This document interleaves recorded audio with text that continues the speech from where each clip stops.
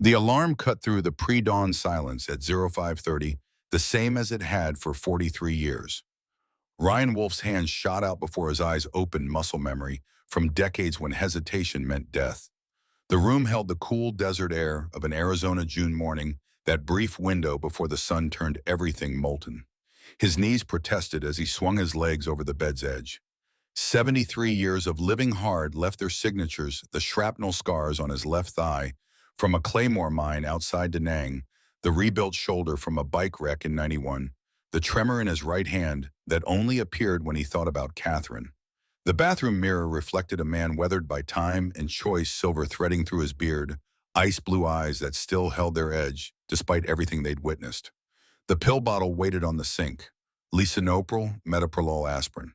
The cardiologist's voice echoed in memory clinical, and certain 6 months without intervention. Maybe a year if he stopped fighting. Ryan swallowed them dry the way Marines learned to take everything and splashed cold water on his face. Downstairs, the coffee maker gurgled its familiar rhythm. He'd programmed it the night before another small ritual in the architecture of control he'd built around a life that kept threatening to spiral. The ranch house sat on 50 acres outside Copper Springs, a town that barely registered on most maps, which suited him perfectly. Through the kitchen window, the first light painted the Sonoran landscape in shades of amber and shadow. 3 photographs occupied the wall above the breakfast table, positioned where he'd see them every morning. The first showed 8 Marines in jungle fatigues, young faces grinning at the camera, despite the mud and exhaustion weapons held with the casual confidence of men who believed they'd live forever. Da Nang, 1971. Of those 8, only 2 remained breathing, and one of them had lost more than his eye in that jungle. Catherine smiled from the second frame, caught mid-laugh at some barbecue, probably one of the countless MC events where she'd played the president's wife with grace he never deserved. 40 years she'd stood beside him, 40 years of late nights in dangerous men and causes that consumed him. Cancer took her in 2018, but guilt told him the real killer had been neglect, the slow erosion of a marriage sacrificed to ghosts and promises made to dead men. The third photograph hurt the most. Emma at 35, before everything shattered, standing beside her mother at some family gathering Ryan couldn't quite remember attending. His daughter had Catherine's strength in her jaw, his stubbornness in her eyes. 7 years since they'd spoken beyond terse holiday texts. 7 years since she'd looked at him with anything but disappointment and barely concealed rage. The coffee burned its way down. His chest tightened, that familiar pressure that might be angina or might be the weight of accumulated failures. He waited for it to pass, counting breaths the way the cardiologist taught him, and thought about time. How much remained? What debts still needed paying? His phone buzzed at 0615. Silas Gray's name lit the screen. The voice on the other end carried 65 years of shared history and the permanent rasp of a man who'd taken shrapnel to the throat. "You look like shit," Ryan almost smiled. "You should see the other guy." "Church in 30, Tommy's making breakfast." The line went dead. Silas didn't waste words, never had. Some men came back from Vietnam talkers needing to fill every silence with noise to drown the memories. Silas came back the opposite, as if he'd left his excess words in that jungle, along with his left eye and any illusions about the nobility of war. The Iron Brotherhood Clubhouse occupied a converted warehouse on the edge of town, set back from the highway behind a fence that looked casual but had cost more than most people's houses. Security cameras tracked the road, motion sensors covered the perimeter, and every member over 40 knew how to use the armory in the basement. They'd built something here over 3 decades, a family bound by leather and chrome, and the understanding that some bonds mattered more than blood. 15 bikes already lined the lot when Ryan pulled in, his '84 Harley rumbling between them like a greeting. The morning sun caught chrome and cast hard shadows. Inside, the smell of coffee and frying bacon mixed with oil and leather, creating an atmosphere that felt like home in ways his empty ranch never quite managed. Tommy Wrench Carson stood at the industrial stove, spatula in hand, his Army medic tattoos visible beneath rolled-up sleeves. At 62, he'd saved 3 lives in Fallujah before an IED sent him home with a Purple Heart and nightmares that made Ryan seem tame. "Scrambled or over easy?" Ryan slid onto a stool at the long table. "Scrambled, light on the salt." Tommy's eyes flicked to him, that medic's assessment people never quite shook. "Hard acting up." I'm fine. That's what my grandfather said, right before his third heart attack killed him. Silas emerged from the back office leather vest, bearing the VP patch, his remaining eye sharp enough to compensate for the one he'd lost to a grenade fragment in '71. The empty socket wore no patch, just puckered scar tissue he'd long ago stopped bothering to hide. He carried coffee in a mug that read, "I'm not arguing, I'm just explaining why I'm right," a gift from his ex-wife who'd finally given up trying to change him. Jake's got opinions this morning. Ryan accepted the plate Tommy slid across the counter. Jake always has opinions. The prospect in question sat at the far end of the table, 32 years old, and full of the kind of certainty that came from never having been truly tested. Jake Reeves had done his army time deployed once to Afghanistan, where he'd mostly pulled gate duty and joined the MC thinking he understood what brotherhood meant. He'd learn given time. They all did eventually, or they didn't last. I'm just saying, Jake continued a conversation that had apparently started before Ryan arrived. The Shield Sisters thing costs us 50 grand a year minimum. Money we could put into the club, into expanding territory, into shit that actually benefits us. The table went quiet.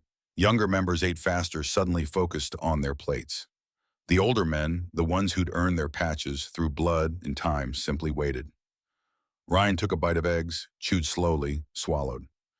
What do you think we are, Jake? A motorcycle club, a brotherhood. We take care of our own. And who's our own? Jake shifted, sensing the trap but unable to see it clearly.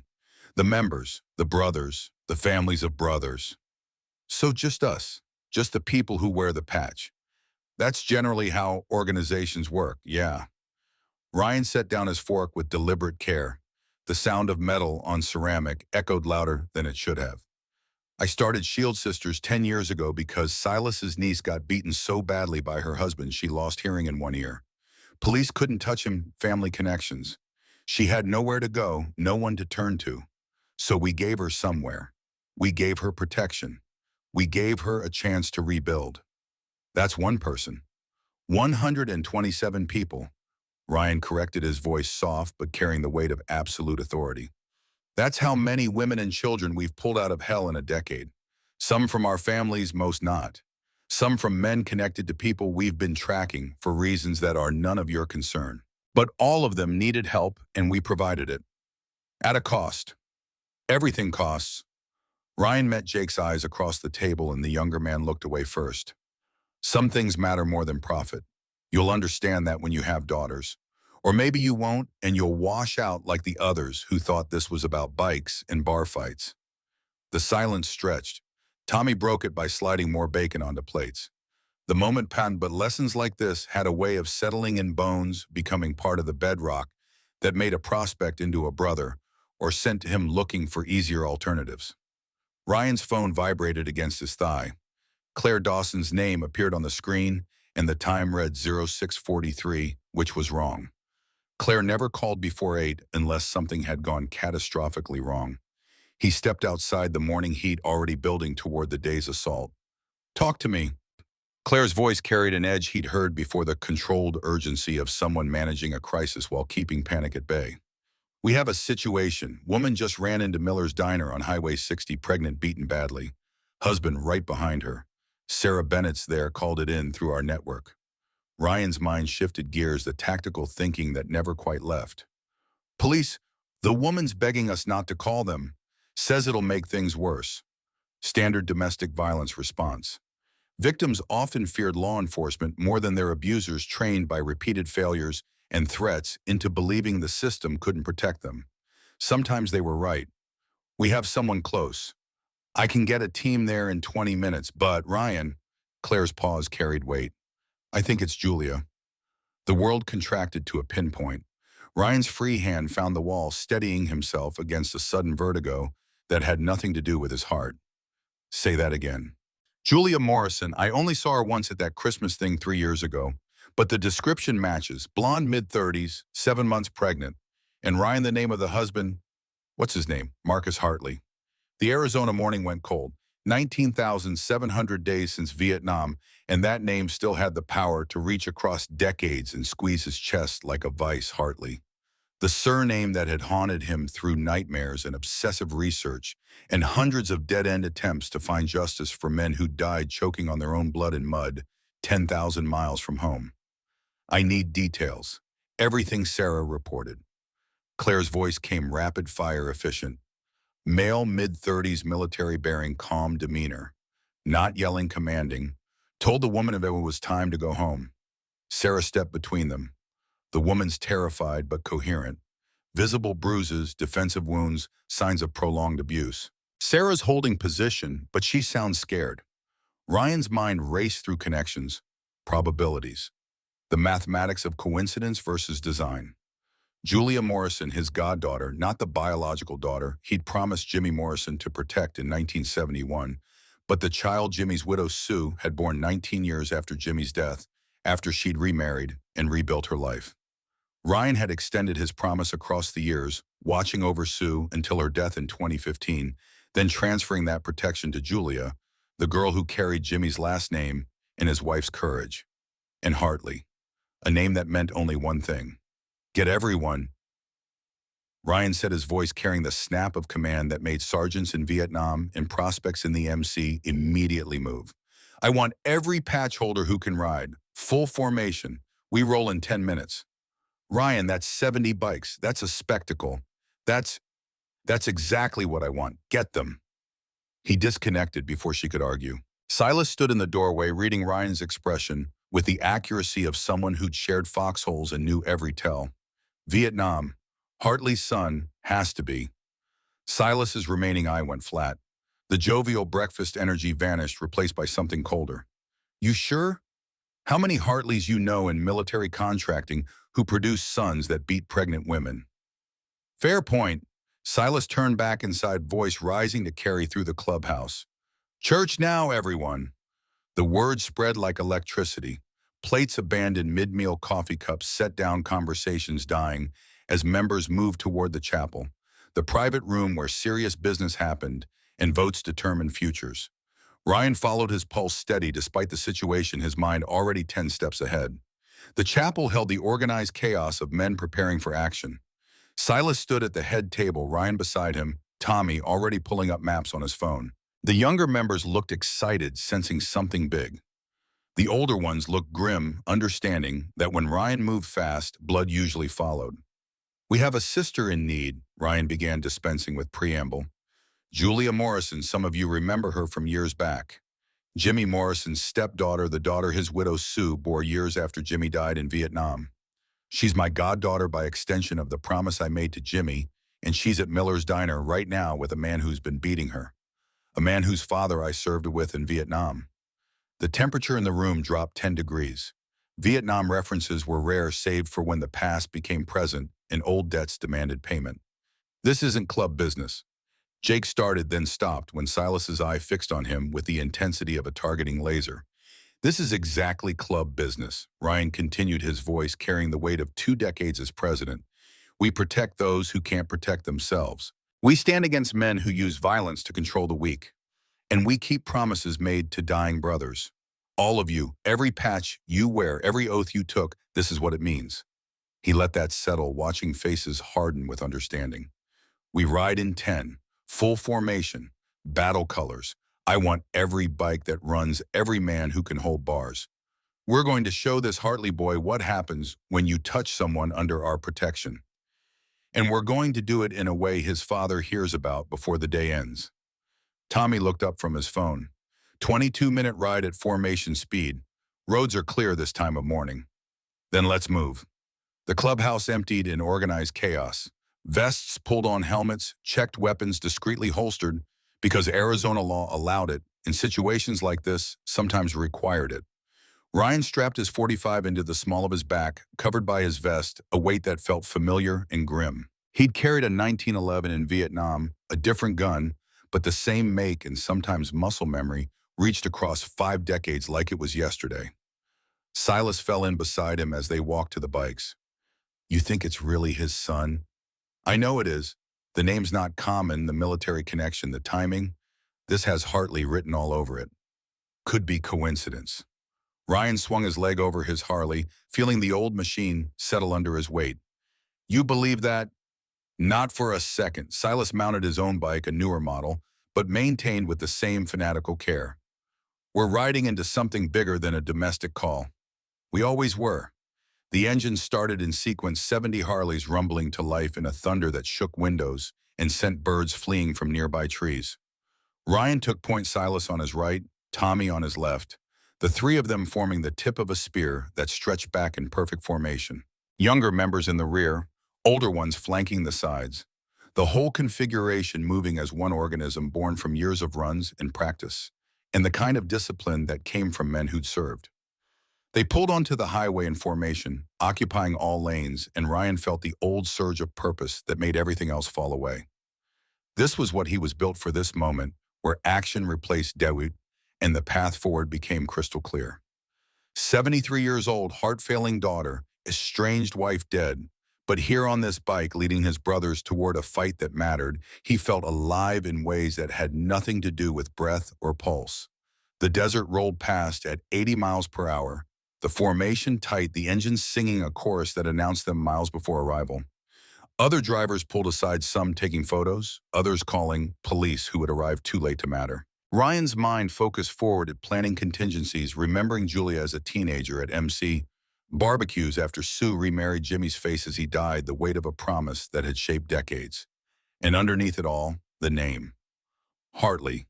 Colonel James Hartley, who'd ordered them into an ambush called extraction for himself alone, left 5 men to die and 2 to suffer, then built an empire on lies while Ryan and Silas carried ghosts that never rested. 54 years of searching for proof, for justice, for some way to balance ledgers written in blood. Now Hartley's son had delivered himself into their hands by touching Julia. The symmetry felt almost biblical. Miller's Diner appeared ahead, a tired building that had served truckers and locals since the 70s. 3 cars in the lot, no police yet, no sign of immediate crisis from the outside.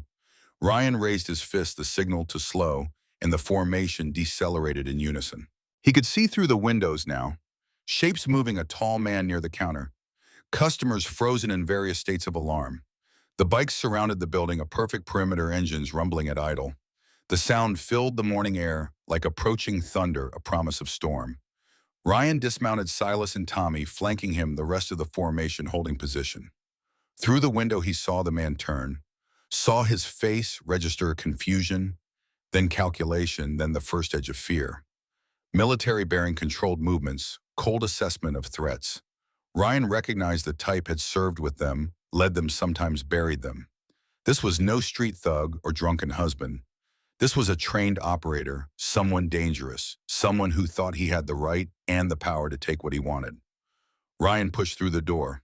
The diner's interior smelled like old grease and bitter coffee. 5 customers occupied various booths, all frozen mid-motion, like someone had hit pause on reality. Behind the counter, a waitress in her early 30s stood with her back to the kitchen, positioned between a booth and the man who'd turned to face the door.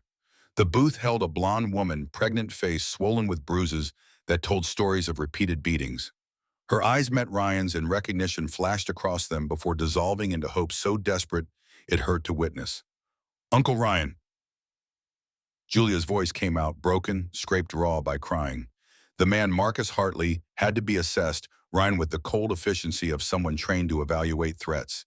6'2", maybe 35, lean muscle beneath casual clothes that probably hid at least one weapon.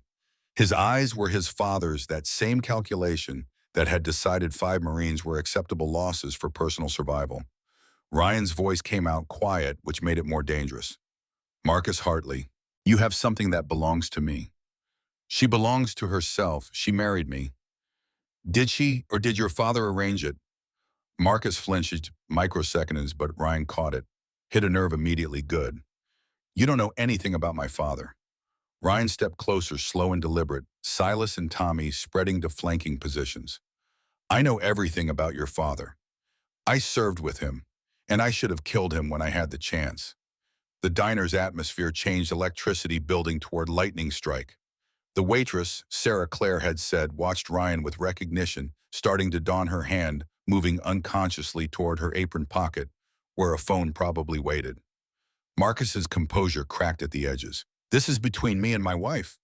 Your wife is my goddaughter. Her stepfather died in my arms in Vietnam, bleeding out from wounds your father could have prevented. I made a promise to Jimmy Morrison that I would watch over his family, keep them safe, make sure they lived the lives he never got to see. You broke that promise by putting your hands on her. The math clicked in Marcus's expression, surprise mixing with understanding. You're Wolf, Ryan Wolf. I am. My father talks about you, says you're a coward who left his men to die. Ryan's laugh came out bitter, decades of rage compressed into sound. It's the opposite, but I could never prove it. Your father's family connections made sure of that. He got his Bronze Star, his discharge with honor, his military contracting empire built on blood money and lies. 5 good men died in that jungle because he called extraction for himself and left the rest of us behind.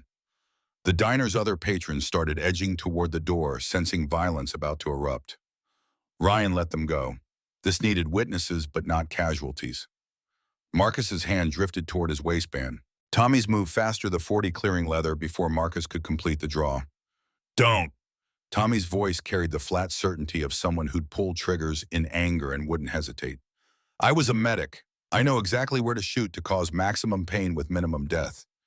You'll live, but you'll wish you hadn't. Marcus froze.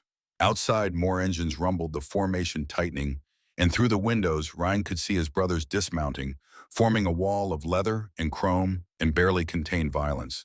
Julia sobbed into her hands. Sarah moved to her side, protective instinct overriding fear.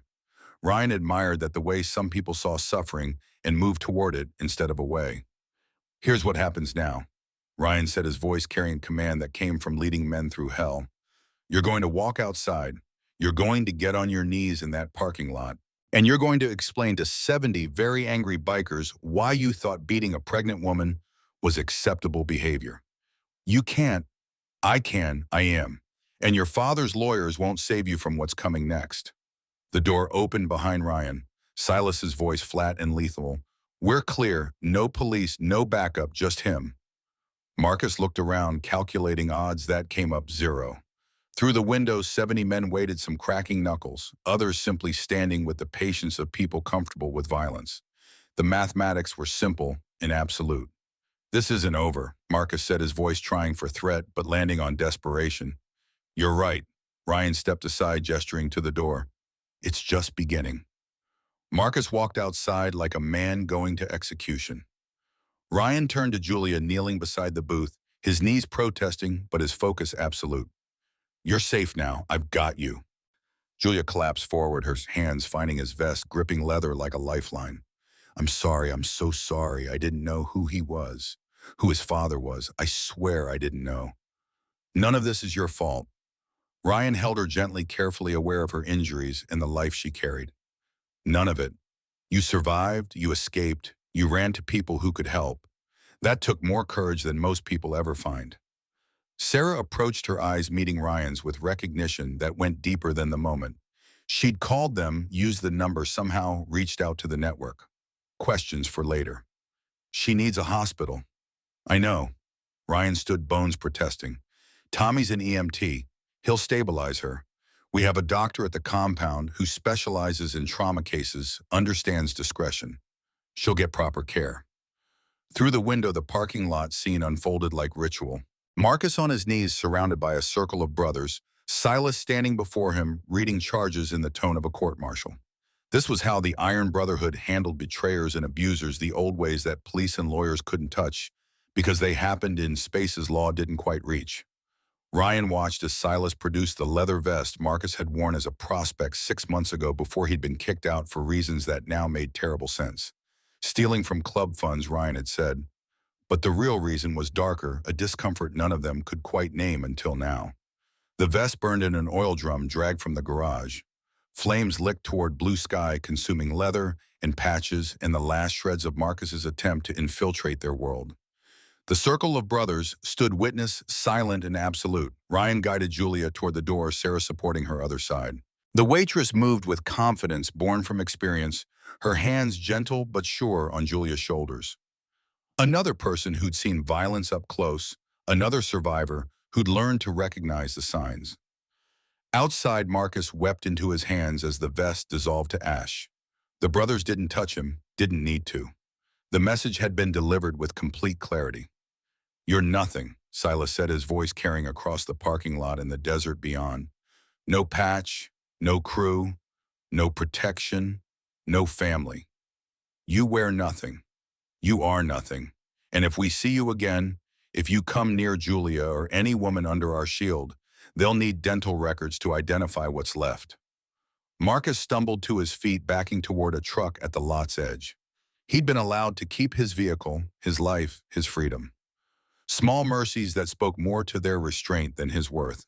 The truck's engine caught tires, spun gravel, and Marcus Hartley vanished down the highway like a ghost fleeing daylight. Ryan helped Julia toward his bike, aware she'd never ridden, aware this was dangerous for someone pregnant, aware none of that mattered against the immediate need to get her to safety. Tommy brought his bike alongside, modified with a sidecar they used for exactly these situations. "I'll take her," Tommy offered. "More stable, more comfortable." Julia transferred with shaking legs, her breath coming in gasps that worried Ryan more than he showed. Tommy secured her with practiced efficiency, then paused. "She's going into shock. We need to move fast." Ryan nodded, turning to find Sarah still standing in the diner's doorway. She watched the scene with an expression he couldn't quite read, mixture of awe and fear and something else. Recognition, maybe. Understanding. "Thank you," Ryan said, meaning it absolutely.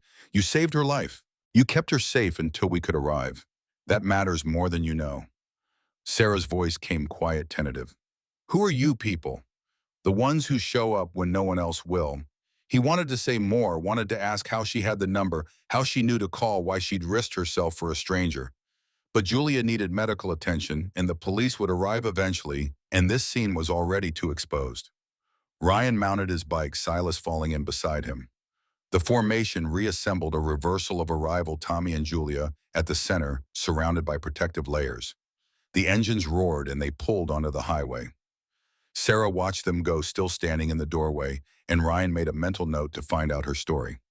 People who stood between monsters and victims were rare enough to warrant attention.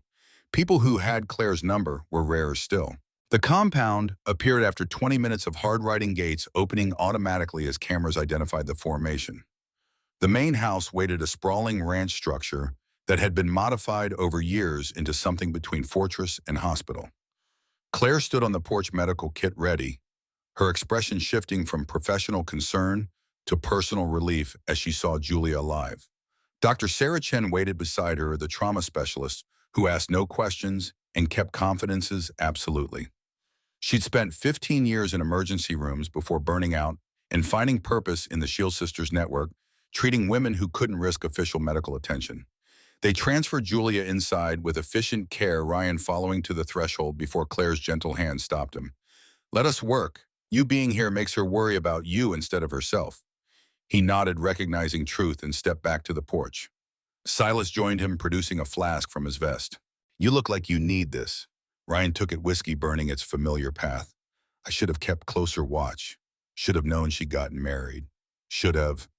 Should have is the most useless phrase in any language. Silas reclaimed the flask. "You saved her. Today.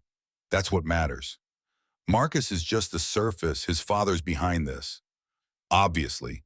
Question is why now? Why Julia specifically?" Ryan had been asking himself that same question since Claire's call. "Because Hartley knows who she is, knows her connection to me through Jimmy. This was deliberate, targeting her as a way to get to us, to me, you. So this is personal for him too, after 54 years. Some debts don't expire." Silas studied him with the intensity of a man who'd learned to read people through observation rather than binocular vision. "You gonna tell me about the heart?" Ryan's hand moved involuntarily to his chest. "What heart?" "The one that's failing." Tommy noticed the pills. "I noticed you rubbing your left arm 3 times during the ride. And I sure as hell noticed you didn't argue when Claire said we should wait out here instead of hovering over Julia in active crisis." The silence stretched. Desert wind carried dust across the compound, hot and dry and ancient. 6 months without surgery. Maybe a year if I stop fighting. "Then get the surgery." "Can't. Not until this is finished. This being Hartley. This being Julia safe. This being the man who left our brothers to die finally facing consequences." this being 54 years of unfinished business brought to close. Ryan met Silas's eye. I'm 73. Catherine's gone. Emma won't speak to me. The club can run without me, but I need to finish this. I need to keep the promise I made to Jimmy. You already did. You saved his stepdaughter. From Marcus. But as long as Colonel Hartley breathes, she's not safe. None of them are. He's got an empire connections that reach into government and military. He's untouchable. Ryan paused. Until now, his son just handed us leverage. We can use Marcus to get to him. Silas took another pull from the flask. You're talking about going to war with a military contractor who has billions and senators on speed dial, with a heart that might give out mid-fight. I am. Then I guess we better make it count. The statement settled between them, another brick in the wall of brotherhood they'd been building since surviving hell together. Some men came home from war and left it behind. Others carried it forever, waiting for the day when old enemies resurfaced and unfinished business demanded resolution. The door opened. Claire stepped out, her expression cautiously optimistic. Julia's stable, baby's heartbeat strong. We've got her on fluids, treated the bruises and lacerations. Nothing broken, thankfully, but evidence of prolonged abuse. She'll need time therapy, probably months of recovery. Can she tell us what happened? Not yet. She's sleeping now, sedated, but she mentioned the father. Marcus's father. Said he'd visited once, told her she was a pawn, that this was about you. Ryan's jaw clenched. Did she say anything else? That Colonel Hartley has connections everywhere. That Marcus claimed his father would make sure Julia could never escape. That they owned police judges, even federal agents. Claire's eyes narrowed. Ryan, if that's true.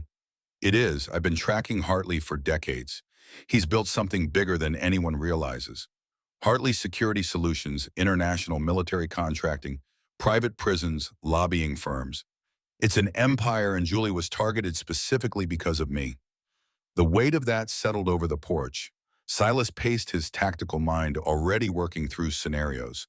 Claire crossed her arms, the defensive posture of someone preparing to argue.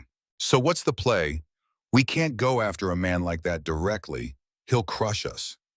We don't go direct. We use Marcus. He's scared, he's isolated, and he just lost everything.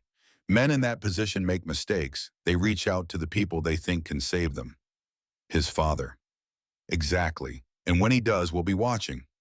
A rumble announced new arrival, solo bike approaching fast. Ryan recognized the engine note before the rider cleared the gates.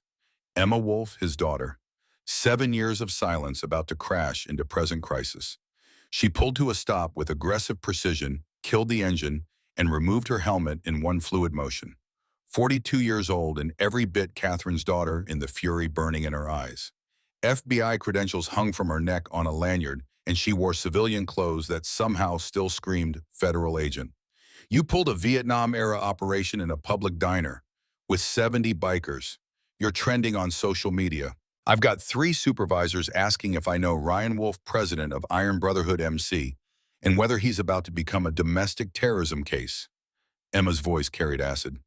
What the hell were you thinking? Ryan kept his expression neutral. Saving a woman's life. Your mother would have approved. Don't. Emma's finger came up, pointing like a weapon. Don't use Mom to justify this. She spent 40 years watching you choose the club over family. Don't pretend she'd applaud you making the same choice again. The words landed like punches. Silas quietly retreated inside, recognizing family conflict when he saw it. Claire hesitated, then followed, leaving Ryan alone with his daughter on the porch where they'd once shared birthdays and barbecues and conversations that didn't carry the weight of accumulated resentment. The woman we saved is Julia Morrison, Jimmy's stepdaughter, the daughter his widow Sue had years after Jimmy died. Emma's expression flickered, memory stirring. Your goddaughter by extension, the one you hadn't seen in 3 years. Because she moved to California, because I lost track, because I failed my promise to Jimmy and Sue, just like I failed your mother and you. Ryan's voice carried no defense, just acknowledgement. Marcus Hartley was beating her, threatened to kill her and the baby. She ran to the one place she remembered might help. Hartley, Emma's demeanor shifted, federal agent replacing angry daughter. As in Hartley Security Solutions, the military contractor we've been investigating for weapons trafficking. His son, the colonel's son, who targeted Julia specifically because she's connected to me through Jimmy's family. Emma pulled out her phone, fingers flying across the screen. This is bigger than a domestic call. If James Hartley is targeting people in your network, it's because you're a threat to his operation. What do you have on him?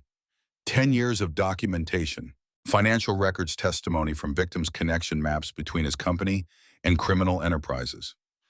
Everything except his signature directly linking him to illegal activity. Where, in my safe, everything I've built, everyone we've saved, all of it points toward Hartley. But he's protected. State Department contracts give him immunity. His lawyers are the best money can buy, and his connections reach high enough that cases disappear before they start. Emma studied him, and Ryan saw Catherine in the way she tilted her head, the way she processed information with that same analytical precision. You've been running an off-books investigation for a decade, using the Shield sisters as an intelligence network. That's why you do it. Not just for the women, for leverage against Hartley. Both reasons matter. We save them because they need saving. We document their stories because patterns emerge, connections reveal themselves, and eventually you build a case that can't be ignored. Except you can't bring that case to anyone because the system's compromised. Now you understand. Emma pocketed her phone. I'm FBI, Domestic Terrorism and Organized Crime Unit. We've been looking at Hartley for 2 years building a RICO case. But we need direct evidence, something that ties him personally to illegal activity. Without that, he's just a successful businessman with unfortunate employees. The pieces started fitting together, puzzle forming from chaos. Ryan saw it in Emma's expression, the calculation happening behind her eyes. You want to use me, he said. Use my network, my documentation to supplement your investigation. I want to give you a chance to finish what you couldn't finish in Vietnam. Bring Hartley down legally, permanently. Put him somewhere lawyers can't reach and connections can't protect. Ryan's chest tightened, that familiar pressure announcing his heart's displeasure with stress. He forced breath, counted seconds, waited for it to pass. Emma noticed her anger fracturing into concern. What's wrong, Boom? Nothing. You're having a cardiac event. I can see it. She stepped closer, professional distance, collapsing into something more fragile. Dad, what's going on? The word hit harder than expected. She hadn't called him that in 7 years, not since Catherine's funeral, when she'd screamed that he'd killed her mother through neglect and chosen ghosts over family. The anger had been easier than this tentative vulnerability. Heart disease, advanced, 6 months to a year without intervention. Emma's face went pale. Surgery. Available, but I'm not doing it until this is finished. Are you insane? You could die. I'm dying anyway. The words came out louder than intended, carrying decades of suppressed emotion. I'm 73. My wife is dead. My daughter won't speak to me. I've spent 54 years carrying guilt for men who died in a jungle while a coward got medals. If I have 6 months left, I'm going to spend them keeping promises and settling debts. The silence screamed louder than his words. Emma's eyes glistened, tears threatening to fall, and Ryan realized he had never seen her cry. Not even at Catherine's funeral, where she'd stood rigid and furious and completely dry-eyed. I can't lose you, her voice broke. Not when I just got angry enough to show up. Then help me finish this. Help me bring down Hartley. Help me make sure Julia and all the others are safe. Give me a purpose for whatever time remains. Emma wiped her eyes roughly, federal agent reasserting control over grieving daughter. Okay, but you do the surgery afterward, non-negotiable. You finish this, you get the bypass, you don't get to martyr yourself out of guilt. Deal. They shook hands, formal and ridiculous and absolutely necessary. Then Emma pulled him into a hug, brief and fierce, before stepping back and rebuilding her professional walls. Show me everything. All your files, all your evidence, and all your connections to Hartley's organization. We're going to build something that can't be fought off or buried, and we're going to do it before your heart gives out. Ryan led her inside, down corridors he'd walked 10,000 times, to the office where he'd spent countless nights, piecing together a conspiracy that sprawled like cancer through military and government. The safe occupied an entire wall, disguised as a bookshelf containing 10 years of obsessive documentation. Emma's eyes widened as he revealed the contents. File boxes, hard drives, photographs, financial records, testimony recordings. An entire investigation conducted in shadows because the light couldn't reach where Hartley lived. This is incredible. This is federal case material. How did you? Every woman we saved, we offered choices. Safety, anonymity, fresh start. But some wanted revenge. Some wanted justice.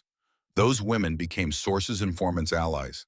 They gave us access to their abusers' lives, their connections, their criminal activity. We documented everything. Emma pulled out a box labeled Hartley Security Solutions, Financial. Inside spreadsheets detailed offshore accounts, shell companies' transactions that danced around legal lines. This alone could start a Treasury investigation. But you're right, nothing directly implicates Colonel Hartley. It's all done through intermediaries, layers of deniability. Which is why we need Marcus. He worked for his father, knows the internal structure. If he flips, he won't, not willingly. We humiliated him, burned him, threatened him. He'll run straight to his father for protection. Exactly, and when he does, we follow. We watch where he goes, who he contacts, what he reveals. Eventually, he'll lead us to something actionable. Emma's phone buzzed. She glanced at the screen, expression tightening. Phoenix FBI office. My supervisor. This will be about your stunt at the diner. She answered with professional terseness, walking into the hall for privacy. Ryan used the moment to sit, to breathe, to take the pills he'd forgotten this morning in the chaos. His chest ached, a deeper pain than angina, the kind that spoke of damage accumulating and time running short. Through the window, he could see brothers maintaining the compound perimeter. Claire tending to Julia in the medical wing. Silas coordinating with local Shield Sisters chapters about increased security protocols. The machinery of protection and justice grinding forward because he'd built something that would outlast him. Legacy, he thought, wasn't what you left behind. It was making sure someone else could continue the fight when you couldn't. Emma returned, expression grim. I need to go back to Phoenix, officially distance myself from whatever just happened. But I'm copying everything in that safe. We're building parallel cases, mine federal, yours. Whatever brotherhood justice looks like. Somewhere in that overlap, we find Hartley's weakness. What about us, you and me? Emma paused at the doorway. 7 years is a long time to be angry. But you're dying, and I spent that time refusing to talk to you, and I'm going to have to live with that. So yeah, we're going to fix this. The Hartley thing, the dying thing, the being estranged thing, all of it. She left before Ryan could respond, her bike roaring to life and disappearing through the gates. The office felt larger in her absence, files and evidence surrounding him like monuments to obsession. Silas appeared in the doorway, flask extended. Family reunion go well.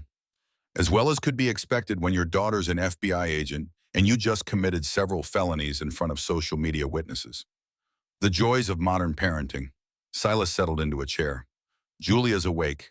Wants to talk to you. The medical wing smelled of antiseptic and lavender. Claire's attempt to make sterile spaces feel more human. Julia sat propped in bed, one hand resting on her swollen belly, the other connected to an IV. Her face bore the evidence of Marcus's violence, bruises blooming purple and yellow, but her eyes held clarity. Uncle Ryan, her voice carried exhaustion and relief in equal measure. I thought he was going to kill us both. Ryan pulled a chair close, careful not to crowd her. You're safe now. He can't reach you here. It's not Marcus I'm afraid of. Julia's hand trembled slightly. It's his father, Colonel Hartley. He's the one who orchestrated everything. Tell me. The story spilled out in fragments, pieces of a conspiracy that confirmed Ryan's worst suspicions. Julia had met Marcus 2 years ago at a charity event in Los Angeles, drawn to his charm and apparent dedication to veterans' causes. The courtship had been intense, overwhelming, moving from first date to marriage in 6 months. The violence started after the wedding. Isolation first cutting her off from friends and old contacts, moving her away from California to Arizona. Then control, monitoring her movements, her phone, her every action. Physical abuse came later, escalating with her pregnancy until the morning she'd finally broken free. But the revelation that chilled Ryan's blood came near the end. Marcus's father visited once, 3 months ago. He looked at me like I was a thing, not a person. Asked Marcus if I'd made contact with you yet. Marcus said no, I'd cut ties years ago. The colonel laughed and said, "She will. Eventually, they all run to Wolf. It's what makes this so satisfying." Ryan's hands clenched. He knew. He knew who you were from the beginning. Marcus didn't nod at first, but his father did. Targeted me specifically because I was connected to Jimmy Morrison's family. Because I was connected to you, he said. Julia's voice broke. He said watching you try to save everyone you'd failed to save in Vietnam was the only entertainment that made him feel alive anymore. The room contracted. 54 years of unfinished business crystallized into absolute clarity. This wasn't coincidence or bad luck. This was calculated revenge, a game played across decades by a man who'd turned betrayal into art form. Did he say anything else? Anything about his operation, his plans, anything we can use? Julia thought, her expression concentrating despite obvious pain. He mentioned someone in the sheriff's department. Said if I tried to get help, there were people who'd make sure reports disappeared. And he talked about other women, other targets. Said I was just one thread in a larger web. Names, did he mention any names? Sheriff Wade, that's the only one I remember clearly. Ryan filed that away, another piece of the puzzle. A corrupt sheriff explained why so many Shield Sisters cases had hit official resistance, why police reports vanished, why investigations stalled. You did good, Jules. You survived, you escaped, you gave us information we needed. Jimmy and your mother Sue would both be proud. Tears slid down her cheeks. I never knew Jimmy. Mom told me stories, but I was born so long after he died. Jimmy Morrison was the bravest man I ever served with. Carried 2 wounded Marines through 3 miles of jungle with a bullet in his leg. Died making sure they got to the extraction point alive. And your mother Sue was just as brave, rebuilding her life after losing him, raising you with the same values he would have taught. They both would have loved you more than anything in this world. Julia's smile carried pain and gratitude. Thank you for keeping their promise, for coming when I needed you. Ryan stayed with her until she drifted back to sleep, pain medication and exhaustion pulling her under. Claire appeared at his shoulder, checking monitors with practiced efficiency. She'll heal, physically at least. The psychological damage will take longer. We have therapists in the network. 3, all trauma specialists, all survivors themselves. Claire studied him. You look exhausted. When did you last sleep? Sometime last week, I think. Ryan, I'm fine. You're dying, Emma told me before she left. Said you're refusing surgery until some kind of vendetta is settled. Claire's expression hardened. That's not fine. That's suicide by stubbornness. The word hung between them. Ryan had known Claire for 15 years since she'd joined Shield Sisters after escaping her own abuser, since she'd rebuilt her life into something purposeful. She didn't mince words or accept excuses. Hartley killed 5 of my brothers. He's been destroying women's lives for decades, building an empire on suffering and violence. If I have 6 months left, I'm going to spend them making sure he can't hurt anyone else. Noble. Stupid, but noble. Claire's voice softened. Catherine would have hit you for this. You know that, right? The mention of his wife landed like a physical blow. Catherine spent 40 years watching me choose causes over family.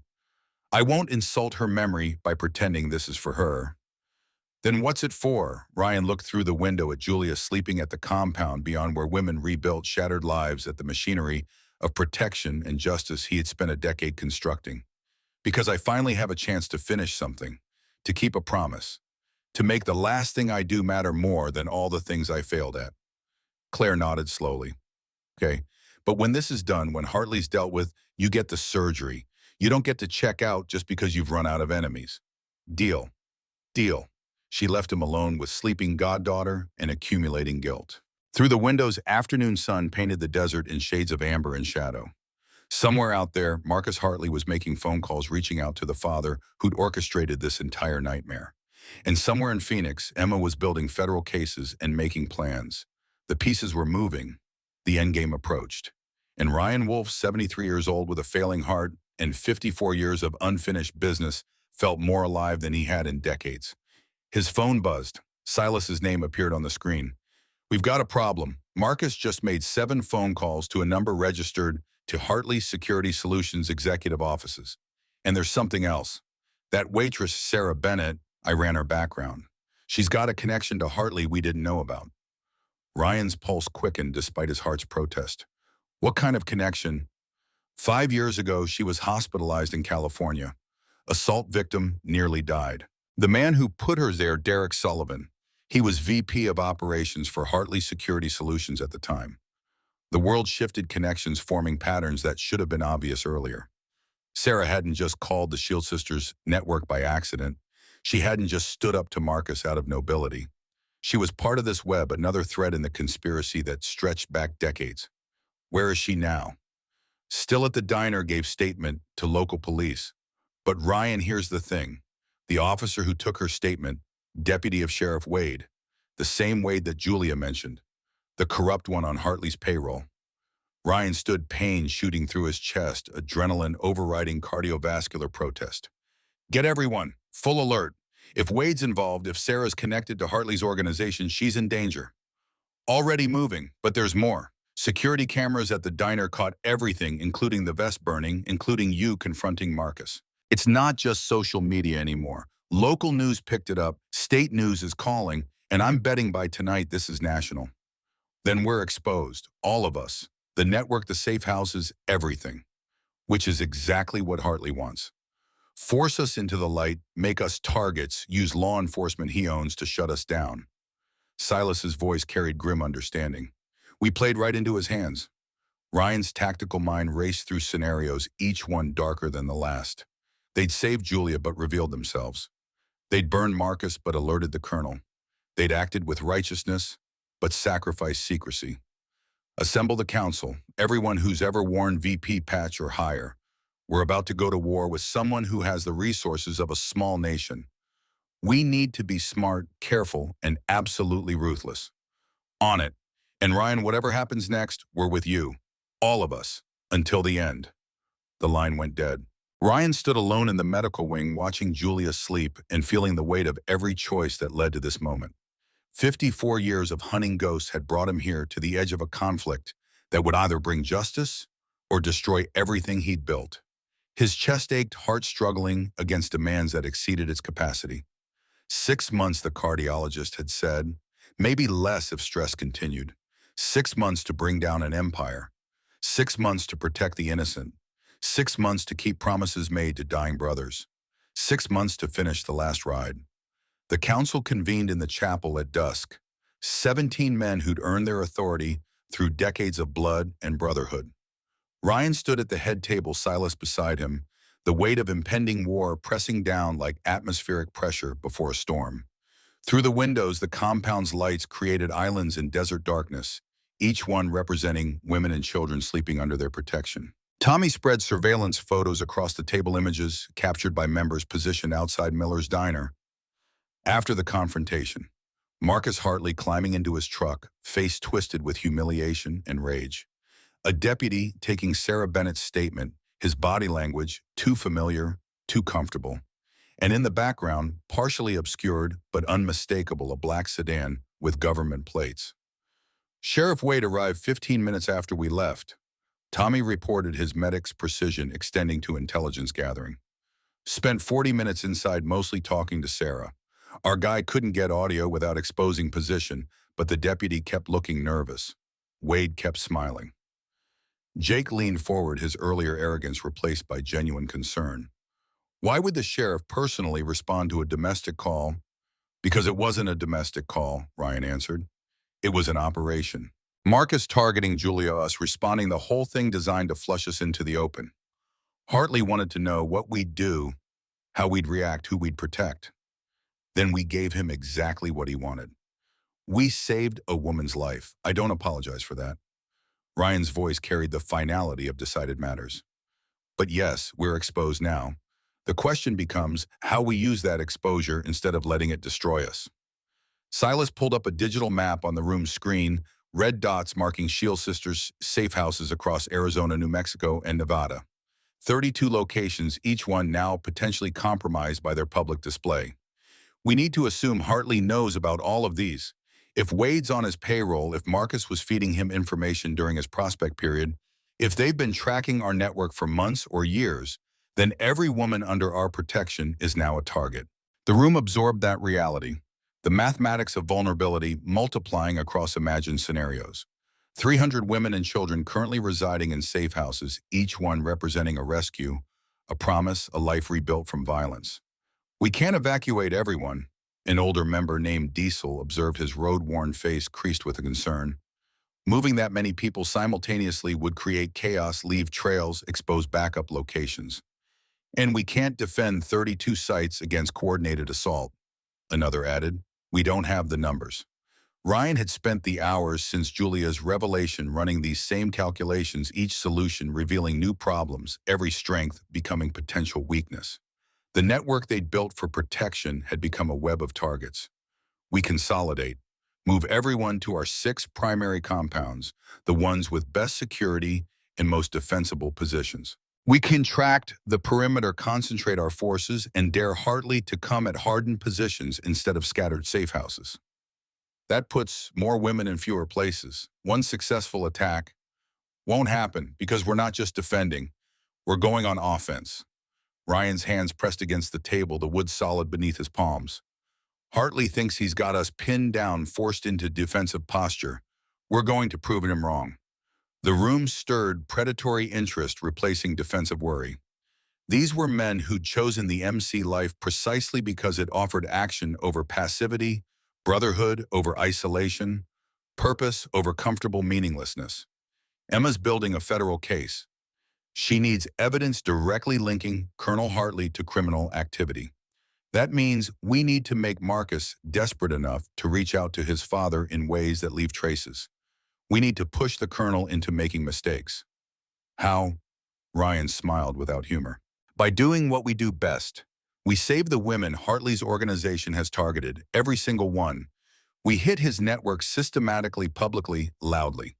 We make him react instead of act. And when he sends people after us, we document everything and hand it to Emma. Silas's remaining eye gleamed with tactical appreciation.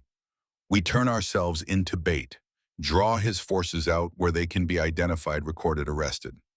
Exactly, but it only works if we're ready for the retaliation, which means full mobilization, rotating security, everyone armed and alert. This stops being a motorcycle club and becomes a military operation. Some of us have jobs, Jake pointed out, then withered under collective stares that reminded him priorities existed beyond civilian concerns. Anyone who can't commit full-time moves to reserve status. No shame, no judgment. But for the next however long this takes, the MC becomes our only job. We've got funds to cover basic expenses, and when this is over, we'll have put a monster in prison. Ryan's voice hardened. Or we'll be imprisoned ourselves. Those are the only 2 outcomes. The vote came unanimous, 17 fists striking the table in unison, the traditional MC way of showing absolute commitment. The sound echoed like gunfire in the chapel's acoustics, a promise and a threat combined. Tommy, you coordinate medical supplies and trauma kits for all compounds. Diesel weapons check on every member, ammunition restocked, everything legal and documented. Jake, you're running communications, encrypted channels, only rotation codes every 6 hours. Orders flowed, each man receiving assignments that played to strengths, the machine of the MC, shifting from peacetime operations to war footing. Ryan watched them disperse with military efficiency, proud despite the circumstances that necessitated it. Claire appeared in the doorway as the last member filed out, her expression troubled in ways that went beyond immediate crisis.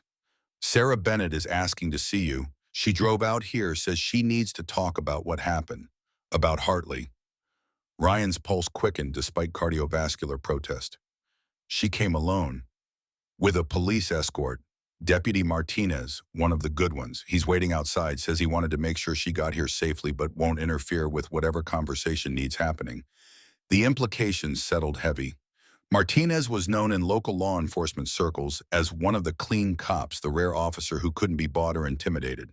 If he'd personally escorted Sarah, it meant he suspected his own department of corruption. Bring her to the office, and Claire makes sure Martinez gets coffee and food.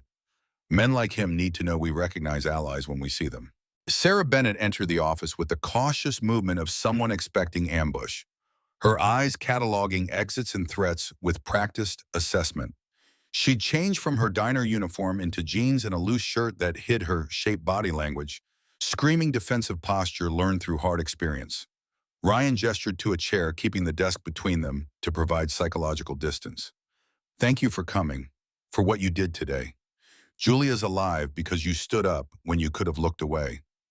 Sarah's hands twisted in her lap, nervous energy seeking outlet. I didn't have a choice. I've been her. I know what it looks like when someone's about to be dragged back to hell. Claire told me about your background. Derek Sullivan, the hospitalization 5 years ago. The name landed like a slap. Sarah flinched, color draining from her already pale face, and Ryan saw the young woman she must have been when Sullivan found her, saw the scared survivor who'd fled California with nothing but trauma and a phone number she couldn't remember receiving. How much do you know? That Sullivan worked for Hartley Security Solutions. That you nearly died. That someone gave you Claire's number, which shouldn't exist in any database or phone book. Ryan leaned forward slightly. What I don't know is how you ended up in Arizona, why you kept that number for 5 years, and whether you have any memory of who gave it to you. Sarah's breathing accelerated, panic threatening to break through her control. Ryan recognized the signs, had seen enough trauma survivors to know when someone was approaching their breaking point. I don't remember clearly. The head injury, the doctor said I'd lost 48 hours.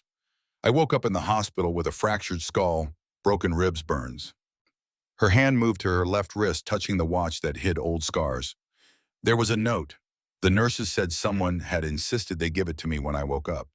Just a phone number and initials. The room contracted to just the two of them, past and present, colliding in ways Ryan had suspected but hoped weren't true. His mind pulled him back 5 years to the anonymous call he'd received from a hospital worker he'd cultivated as a source to the woman listed as Jane Doe, with injuries consistent with prolonged abuse, to the decision he'd made to intervene despite operational security concerns. Tell me about Derek Sullivan. The story emerged in fragments, each piece extracted like shrapnel from old wounds. Sarah had met Derek at 27, fresh from a failed engagement, invulnerable to his calculated charm. The relationship progressed with textbook predator efficiency, isolation, then control, then escalating violence, justified by twisted logic and apologies. The final beating came after Sarah discovered files on Derek's computer, evidence of his work with Hartley Security Solutions that included arms trafficking and human rights violations. She'd threatened to go to authorities. He'd responded with violence that should have killed her. I woke up 3 days later. The hospital staff said I'd been brought in by paramedics responding to an anonymous call. But my room had security, these large men in leather who wouldn't let anyone in without checking identification. One of them gave the nurse the note. Ryan's chest tightened, memories sharpening, despite 5 years of distance. He'd been that man, or one of them, posted outside her room after pulling strings to keep Sullivan away. He'd seen her unconscious form, the monitors at tracking vital signs, the evidence of brutality that had sparked rage he'd barely contained. The note said, if I ever needed help, call this number. Don't hesitate. Don't question. Sarah's eyes met his directly for the first time. That was you. You saved me then. I did what anyone should do. But you didn't just save me. You protected me while I was unconscious. You gave me resources without asking anything in return, and then you vanished. Why? Ryan considered lying, considered deflecting, then decided she'd earned truth. Because Derek Sullivan worked for James Hartley, and I've been tracking Hartley for 54 years. Every person he hurts, every woman his organization targets, they're all threads in a web I'm trying to unravel. You were another thread. I couldn't save you without revealing that I was watching. So I was just intelligence to you. You were a woman who needed saving. The intelligence was secondary. Ryan's voice carried no apology because none would make the truth more palatable. Hartley builds his empire on suffering. His contractors, his employees, his associates, they all use violence to control the vulnerable. Each victim is both tragedy and evidence. Each rescue is both moral imperative and tactical move.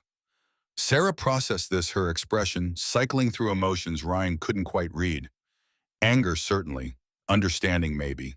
Something else beneath that, harder and colder. Then you need to know something. Derek Sullivan is in Arizona. He's been here for 3 months, and he's working with Marcus Hartley. The office temperature dropped 10 degrees.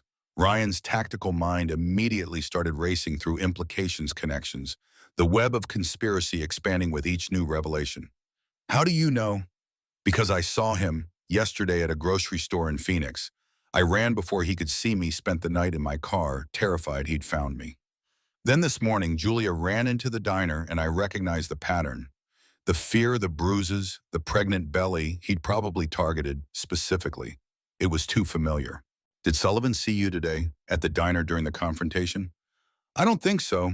I stayed inside when you all left. But if he's working with Marcus, if they're coordinating, he'll know soon enough that I'm here, that I'm involved. Ryan stood pacing the office perimeter, his mind assembling pieces into devastating whole. Sullivan and Marcus working together meant Hartley had dedicated significant resources to this operation. It meant they'd been planning for months, possibly years. It meant Sarah wasn't just a witness or survivor, but an active target in a game that had started long before Julia's rescue. Sheriff Wade took your statement personally. That's unusual. He knew too much, asked questions about you, specifically about the MC, about whether I'd called anyone before the bikers arrived. His deputy kept shooting him looks like he was nervous about what Wade was saying. Deputy Martinez brought you here? Against Wade's orders. Martinez pulled me aside after said, Wade was dirty and I should disappear before something bad happened. He offered to escort me wherever I needed to go. Sarah's voice carried grudging respect. I told him I needed to talk to Ryan Wolf. He didn't argue. The threads tightened pattern emerging from chaos. Hartley had his hooks in local law enforcement through Wade. He had Marcus and Sullivan coordinating ground operations. He targeted Julia knowing it would force Ryan's hand, expose the network, create opportunities for systematic destruction. You can't go back to your apartment. Can't go back to the diner. If Sullivan's hunting you, if Wade's compromised, you're not safe in any location and they can predict.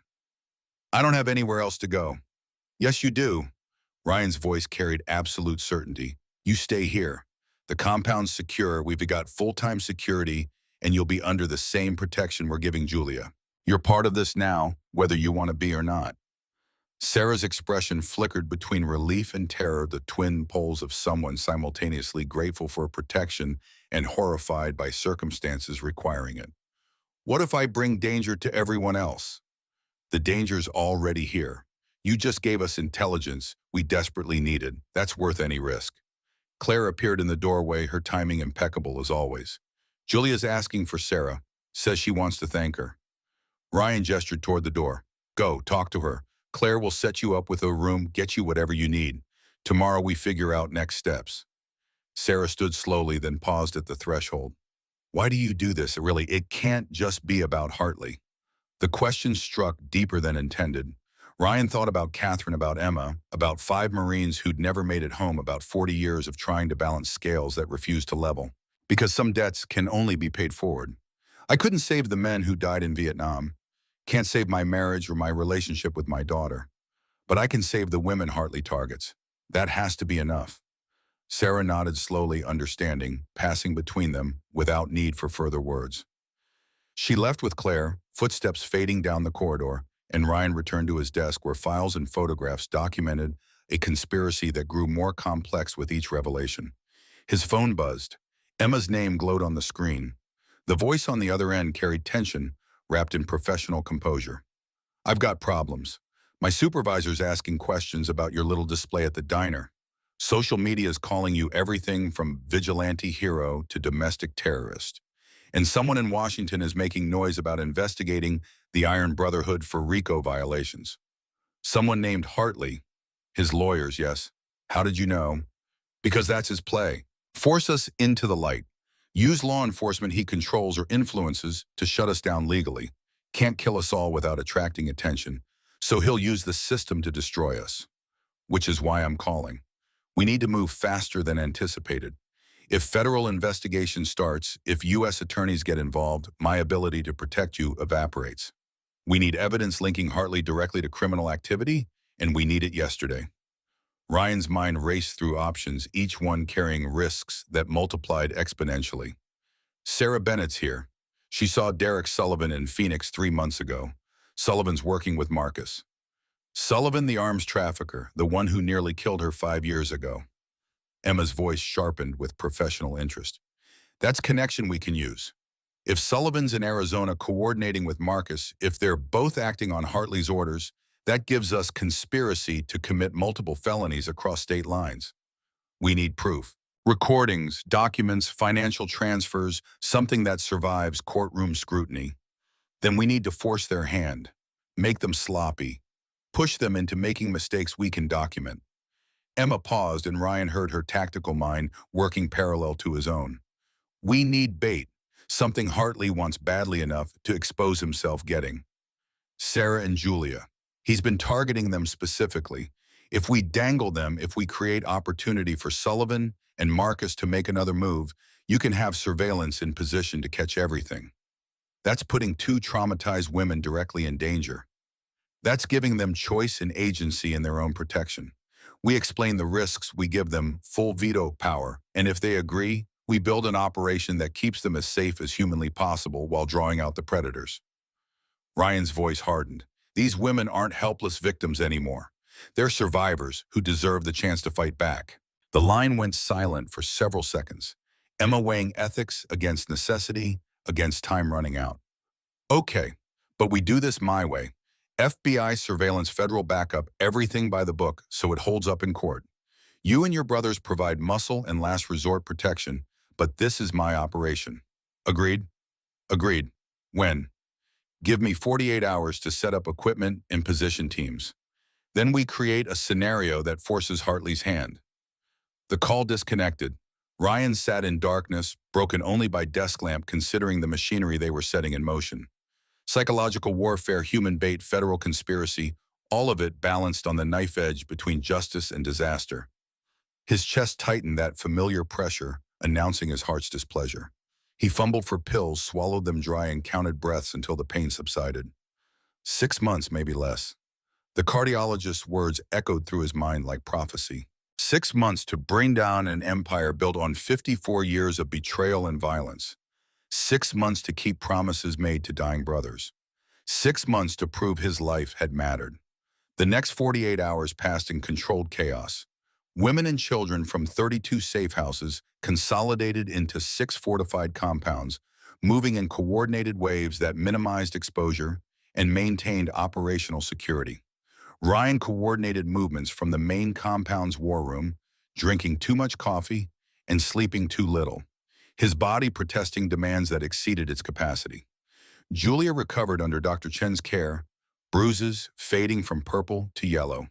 Her pregnancy monitored with obsessive precision. She spent hours with Sarah, the two women bonding over shared trauma and determination to survive their conversations, providing foundation for the plan taking shape. Emma arrived on the second morning with a van full of surveillance equipment and 3 FBI technical specialists who transformed the compound's guest house into an operations center. Cameras, audio recording devices, tracking equipment, all of it legal and documented for eventual courtroom presentation. We're setting up multiple scenarios, Emma explained, spreading tactical maps across the war room table, each one designed to force Sullivan and Marcus into making moves we can record. But it only works if Sarah and Julia are willing to participate. This is their choice. Ryan called the women into the war room at noon, both of them showing various stages of recovery, but standing with posture that spoke to resilience rather than defeat. Claire and Silas flanked them, providing supportive presence without overwhelming. Emma laid out the plan with clinical precision. Derek Sullivan is in Phoenix coordinating with Marcus Hartley. They're hunting both of you, probably under orders from Colonel Hartley. We believe the colonel wants to send a message to Ryan by eliminating women under his protection. Sarah's hands clenched. So we're bait. You're participants in an FBI operation designed to gather evidence for RICO prosecution. The bait aspect is secondary to the intelligence gathering. Emma's voice carried no sugarcoating. We'll create scenarios that look like opportunities for Sullivan and Marcus to make their move. You'll be under surveillance at all times, federal agents and Overwatch MC members as close protection. But there's risk. These are dangerous men acting on behalf of a man with unlimited resources. Julia's hand moved to her belly, protective instinct, warring with desire for justice. What kind of scenarios? Public appearances that look unguarded, shopping trips, medical appointments, movements that Sullivan and Marcus can observe and interpret as vulnerability. We'll make it look like you're being careless, like you've dropped your guard. When they move, we document everything. And if something goes wrong, Sarah asked, if they move faster than expected, if they bring more people than you're ready for, then the MC intervenes with extreme prejudice. Silas answered, his remaining eye carrying the flat certainty of someone comfortable with violence. You'll have panic buttons, body cameras, and brothers within 30 seconds of your position at all times. Anyone tries to hurt you, they deal with us before federal agents can even respond. The room held collective breath, waiting for the women's decision. Ryan watched them exchange glances, silent communication passing between survivors who understood costs in ways others never could. Julia spoke first, her voice steady despite obvious fear. I'm doing this. Marcus and his father destroyed my life, threatened my baby, used me as a weapon against Uncle Ryan. I want them in prison where they can't hurt anyone else. Sarah, Emma's eyes met hers with respect born from understanding. No one will think less of you if you refuse. You've already survived more than most people could handle. Sarah's jaw set, determination replacing uncertainty. Derek Sullivan beat me so badly I lost memories. For 5 years I've been hiding, looking over my shoulder, living in fear he'd find me. I'm done running. Let's make him pay. The decision settled over the room like armor donning, each person accepting their role in the operation ahead. Emma began detailing specifics, timelines, communication protocols, the technical aspects of conducting operations that would withstand legal scrutiny while maximizing chances of success. Ryan listened with tactical appreciation, recognizing Emma's competence and feeling pride mixed with regret. She'd inherited his strategic mind, but applied it with the structure and discipline he'd always lacked. Catherine would have been proud of the woman their daughter had become, even if she'd never forgive the circumstances that shaped her. The first scenario launched the following morning. Sarah and Julia, accompanied by Claire in civilian clothes, drove to a Phoenix shopping center for maternity supplies. 3 FBI surveillance teams positioned throughout the mall tracked their movement. 5 MC members in various disguises provided close protection. Emma coordinated from a van 2 blocks away, monitoring audio and video feeds. Ryan watched from the war room, heart rate elevated, despite medication, coffee growing cold, as his attention fixed on monitors showing multiple angles of the mall interior. Sarah browsed racks of infant clothes with forced casualness, while Julia practiced breathing exercises taught by Dr. Chen, her body camera providing feed that captured every customer passing nearby. Hours passed without incident. They purchased supplies, ate lunch in the food court, walked with deliberate slowness that broadcast vulnerability to anyone watching. The surveillance teams reported no suspicious activity, no signs of Sullivan or Marcus. They're not biting, Emma's voice crackled through the radio. Either they're not watching or they're more patient than anticipated. Give it time, Ryan responded, trusting instincts honed through decades of predicting enemy behavior. They're assessing, making sure it's not a trap. We'll need to run this multiple times before they feel confident enough to move. The pattern repeated daily: medical appointments at a clinic near the compound, grocery runs to a Whole Foods in Scottsdale, coffee at a Starbucks where Sarah could be observed through large windows. Each outing documented, each moment recorded, building the appearance of routine that predators could exploit. On the 4th day, surveillance captured their first proof of observation. A man in sunglasses and baseball cap, following at distance, his body language, screaming military training despite civilian clothes. FBI facial recognition identified him as a former Hartley Security Solutions contractor, discharged 8 months prior for policy violations that investigation revealed were related to excessive force complaints.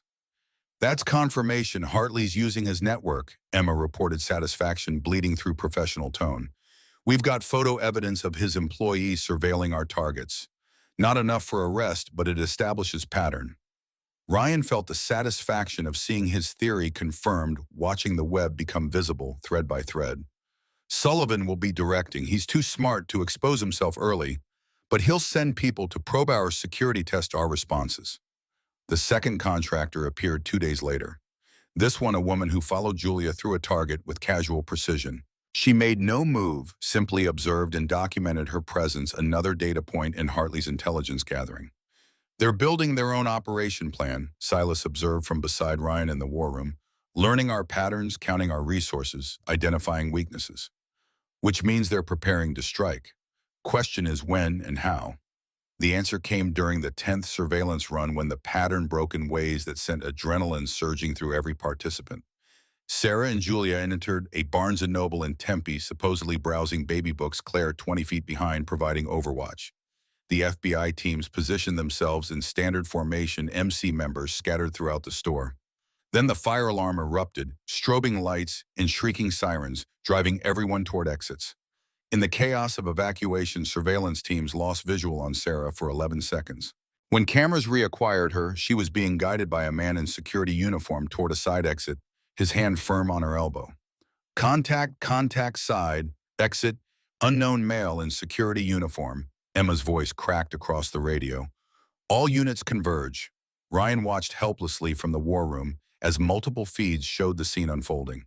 The man in security uniform wasn't security wasn't on any employee roster, was moving with Sarah toward a service corridor that led to loading docks.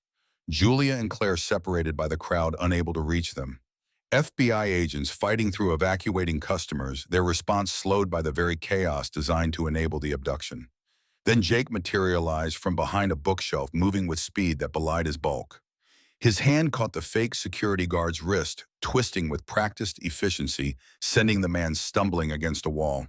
Sarah broke free, sprinting toward Claire's position, while Jake maintained control of her would-be abductor, with leverage that looked like casual, but was precisely calculated to immobilize without permanent damage.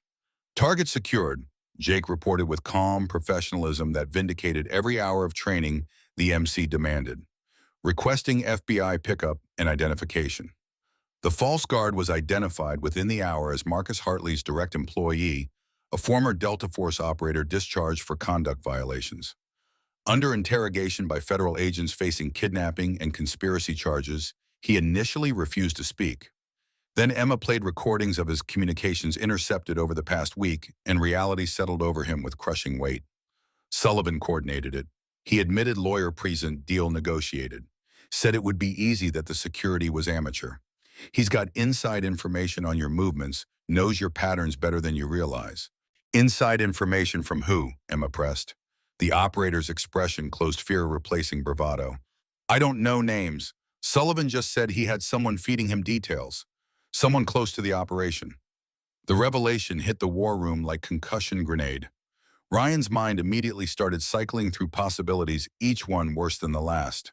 Someone in the MC, someone in Shield Sisters, someone in law enforcement with access to Emma's operation. We've got a leak, Silas stated the obvious, his voice carrying the flat certainty of someone who'd survived betrayal before. Someone's feeding Hartley real-time intelligence. The compound went into lockdown, every member subjected to background review, every volunteer questioned, every decision scrutinized for evidence of compromise. The atmosphere transformed from operational tension to paranoid suspicion, brothers eyeing each other with doubt that poisoned camaraderie. Ryan conducted interrogations personally. His attention focused less on extracting confessions and more on reading the subtle tells that separated loyalty from deception. Years of leading men in combat and MC politics had taught him how to see past words into the truth beneath. The answer revealed itself not through interrogation, but through pattern recognition. Claire, reviewing communication logs in the operations center, noticed anomalies in the timing of certain transmissions. Messages sent from the compound's internal network at moments that coincided with suspicious activity in Phoenix. Someone's using our own systems against us, she reported, spreading printouts across the war room table. Look at the timestamps. Every time we've run surveillance operations, there's been a data burst from our network to an outside IP address minutes before deployment. Emma ran the IP through FBI databases, her expression darkening as results populated her screen. It's routing through multiple proxies, but the ultimate destination is a server registered to a shell corporation with ties to Hartley Security Solutions. Someone's feeding them our plans in near real time. The search for the source consumed 36 hours of intensive investigation. Every computer examined, every phone checked, every device scrutinized. The answer emerged from an unexpected corner when Tommy discovered a tablet hidden in a medical supply closet, its location suggesting someone with regular access to that area. Amy Chen, Claire whispered, recognition and betrayal warring in her voice. She's one of our newer Shield Sisters volunteers. Started 3 months ago, said she'd escaped an abuser in Nevada. The investigation into Amy's background peeled back layers of manufactured identity. Her abuser story was real enough, verifiable through hospital records and police reports. But the abuser had connections to Hartley Security Solutions, working as a contractor in Las Vegas. And Amy's brother, whose gambling debts supposedly necessitated her cooperation, was documented as being held as collateral for her compliance. They found Amy in her room at one of the satellite compounds, packing with the frantic energy of someone planning flight.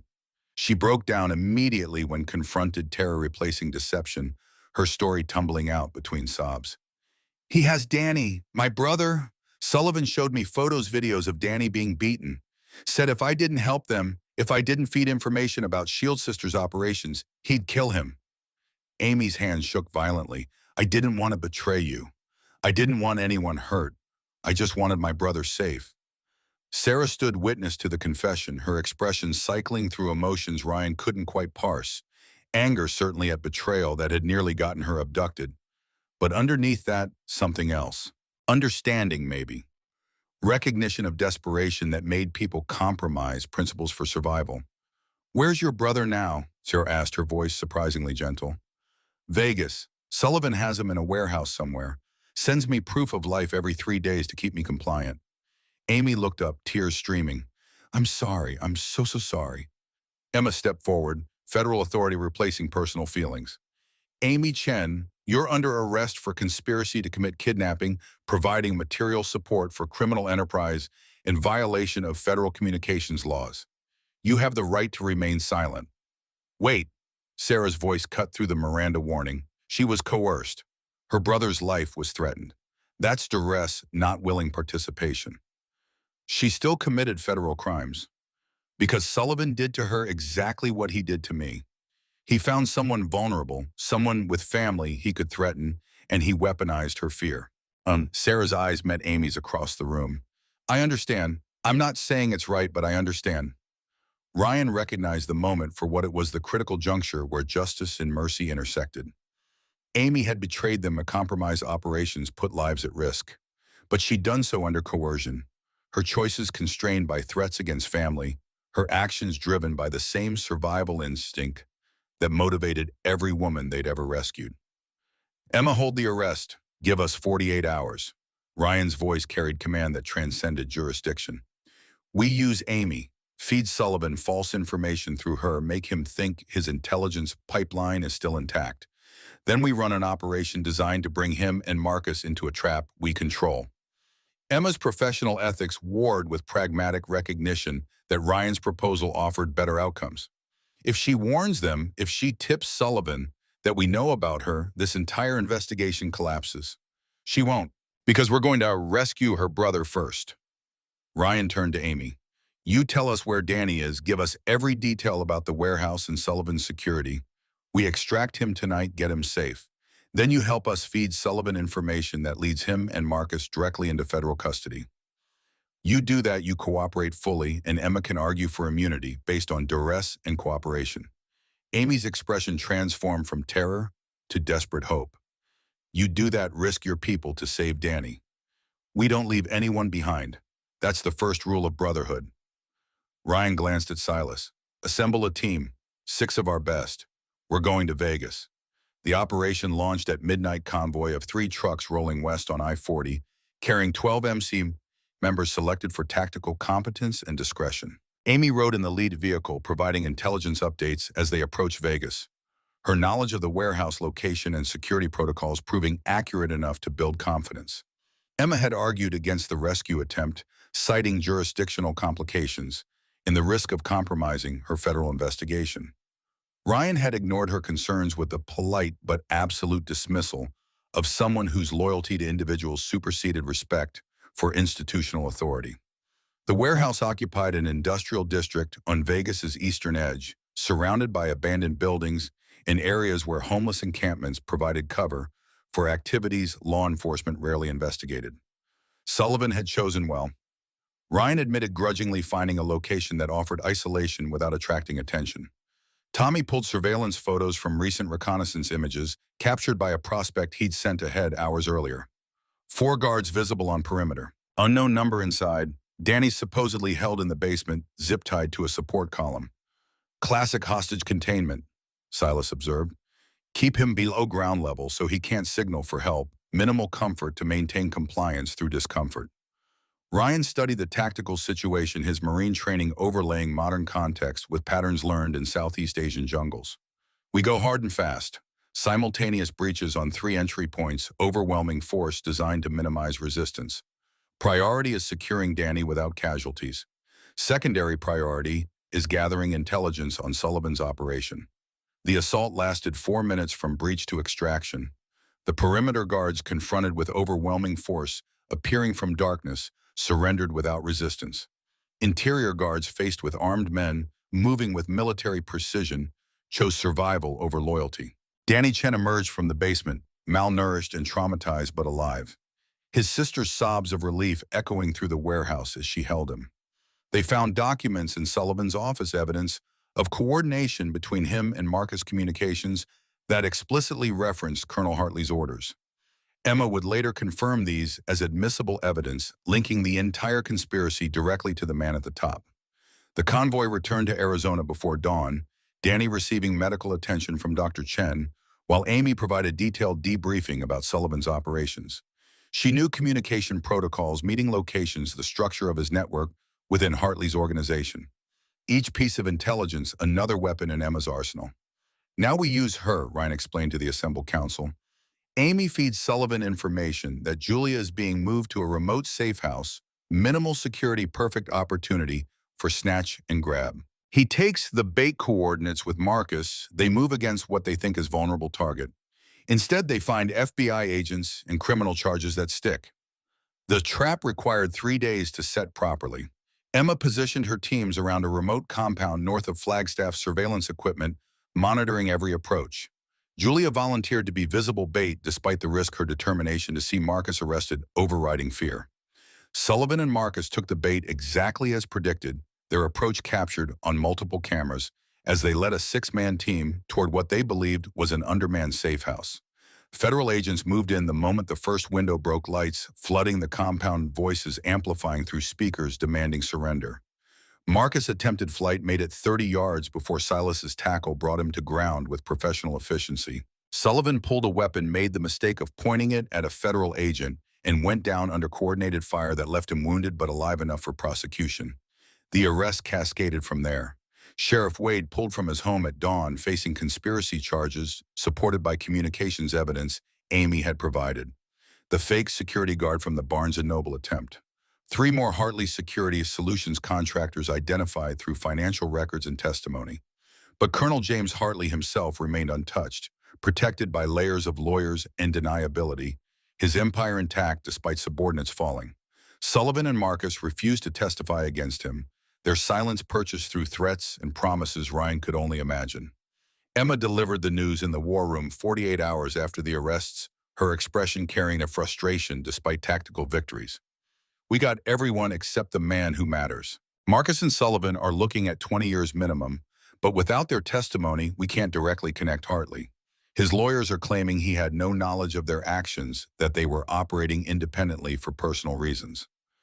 Ryan had expected this outcome, had planned for it, but the disappointment still landed heavy. So we won battles, but lost the war.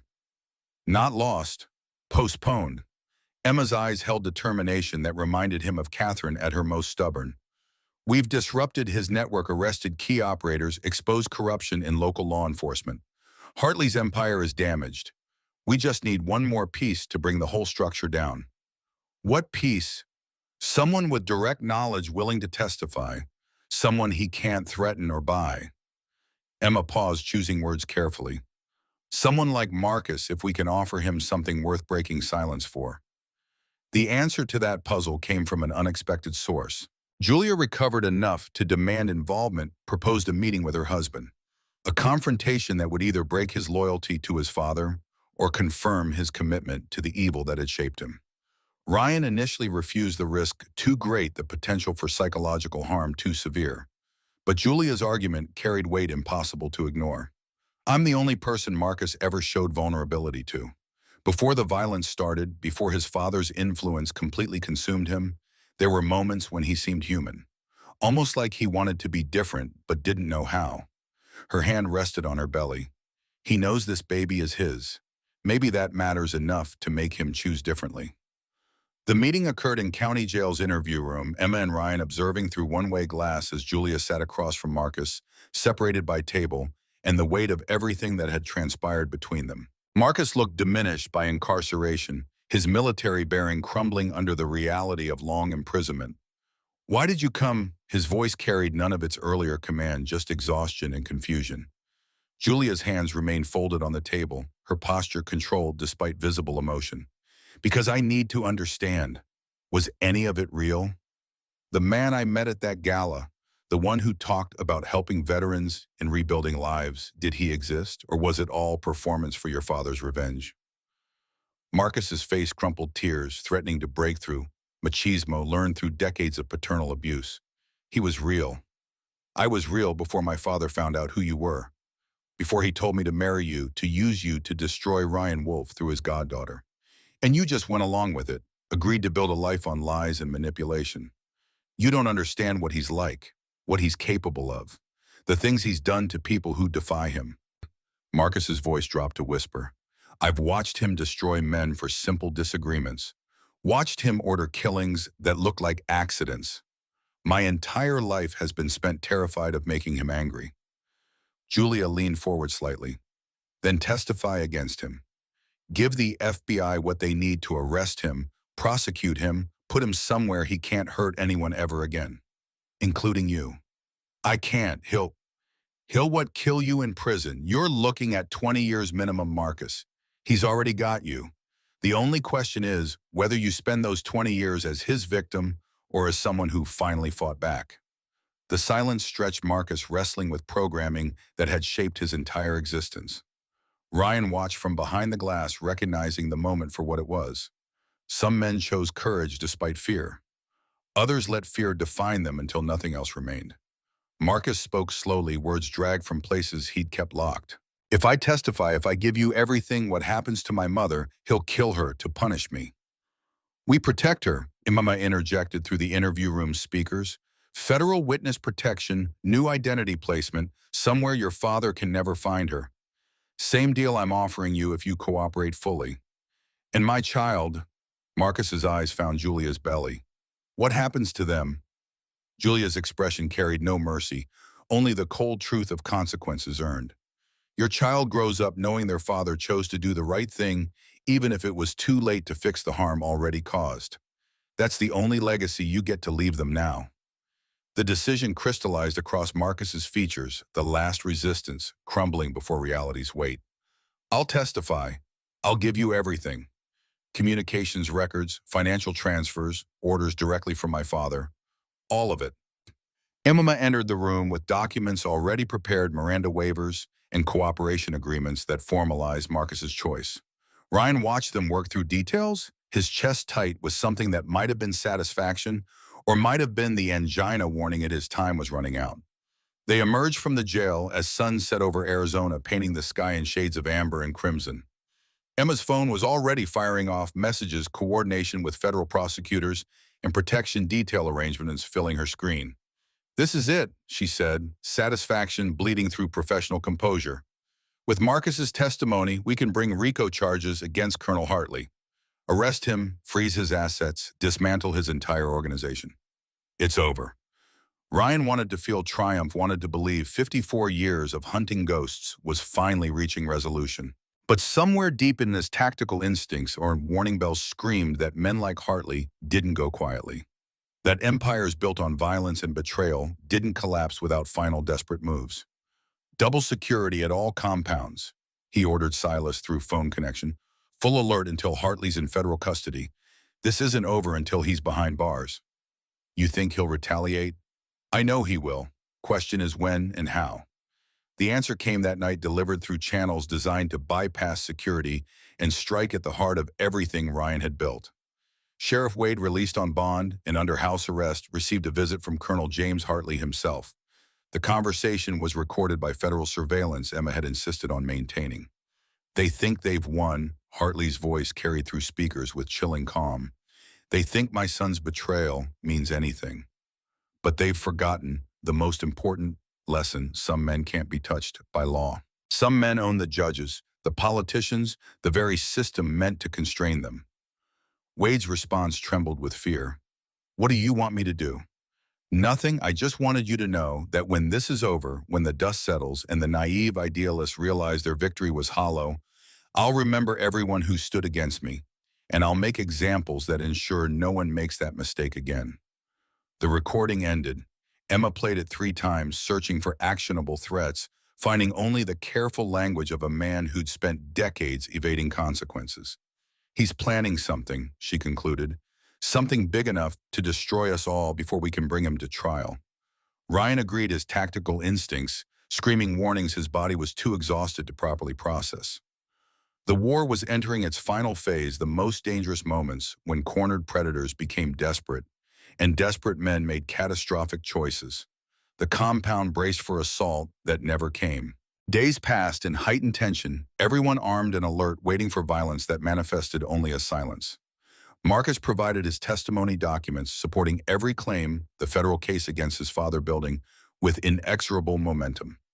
Then on the morning scheduled for Colonel Hartley's arrest, the news broke across every channel simultaneously.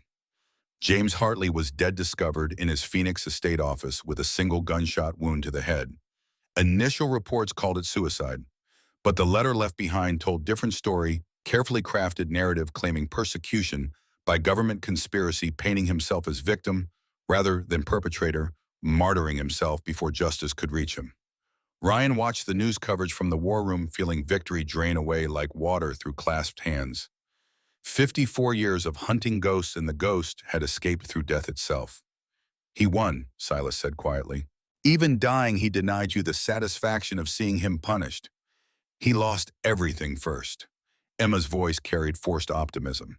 His company's assets are frozen pending criminal investigation. His associates are facing decades in prison. His legacy is destroyed. This isn't the victory he wanted. But Ryan knew better. Hartley had controlled the narrative to the end, denying them the trial that would have exposed everything publicly, avoiding the prison cell that would have represented true defeat. In death, he'd maintained the illusion of control, the final betrayal in a lifetime defined by them. The resolution came not through triumph, but through acceptance that some debts couldn't be fully paid. Marcus went into witness protection, his testimony used to dismantle what remained of Hartley Security Solutions. Julia received full custody of their child, the pregnancy continuing toward term, surrounded by SHIELD sisters and MC members providing security. Sarah took over coordination of SHIELD sisters' operations, her experience and intelligence making her natural leader for the network that had saved her life. Amy and Danny rebuilt their relationship, working together to help other victims of coercion escape similar circumstances. Emma returned to FBI work with commendation for breaking a major conspiracy, her relationship with Ryan tentatively repaired, if not fully healed. They met for dinners when schedules allowed conversations, gradually moving from operational debriefs to actual connection. And Ryan Wolf, 73 years old, with a heart that had somehow survived the stress of war, both literal and figurative, scheduled the bypass surgery his cardiologist had been demanding for months. The night before the procedure, he sat alone in the compound's chapel, surrounded by photographs of women saved and brothers lost. Catherine smiled from one frame, Emma from another, Julia and her growing belly from a third. The architecture of his life, mapped in images and memories. Silas found him there at midnight, 2 beers in hand, despite the pre-surgery prohibition against alcohol. They drank in comfortable silence, the kind that came from surviving hell together and making it to something resembling peace. "You finish what you started?" Silas asked. Ryan considered the question seriously. "Jimmy Morrison asked me to protect his family. I did. Catherine wanted me to repair things with Emma. Working on it. The brothers who died in Vietnam wanted justice against Hartley. Got most of it, even if he cheated the end. Most of it's better than none of it. Most of it has to be enough." They finished the beers as stars wheeled overhead through the chapel's skylight, 2 old warriors contemplating survival and legacy in the quiet hours before dawn. Morning would bring surgery and risk and the possibility that Ryan's time was finally complete. But for this moment, surrounded by evidence of lives saved and promises kept, he felt something close to peace. Not perfect, never perfect, but sufficient. A legacy built not in victories, but in the continuing fight against darkness carried forward by women and men who'd learned that some things mattered more than survival. The shield would hold, and the sisters would continue. The brotherhood would persist. And Ryan Wolf, having paid his debts forward as far as time allowed, could finally rest. The surgical suite lights burned with the sterile intensity of every operating room Ryan had ever seen in field hospitals and veterans' wards. Dr. Michael Torres reviewed the pre-op scans one final time, his expression carrying the controlled concern of a surgeon who understood exactly how damaged his patient's cardiovascular system had become. Ryan lay on the gurney waiting for anesthesia, his chest marked with surgical pen, indicating where Torres would crack his sternum and reroute blood flow around blockages that had accumulated through 7 decades of stress and stubbornness. Emma sat beside him in the pre-op area, her hand gripping his with surprising strength. "You don't get to die on that table. We just started fixing things." Ryan's laugh came out weaker than intended. "I'll do my best." Torres has a reputation for keeping stubborn old bastards alive against their better judgment. "Good, because I'm not done being angry at you yet. And you owe me at least 10 years of mediocre father-daughter dinners before we're even." The anesthesiologist approached with IV equipment, her movements efficient and practiced. Ryan felt the needle slide home, felt the cold push of sedatives entering his bloodstream, felt consciousness beginning its slow retreat toward darkness. Emma's face blurred above him, her voice reaching through pharmaceutical fog. "Come back. That's an order." Then nothing but void and the distant sound of monitors tracking a heart that had carried him farther than it was ever designed to go. The surgery lasted 7 hours.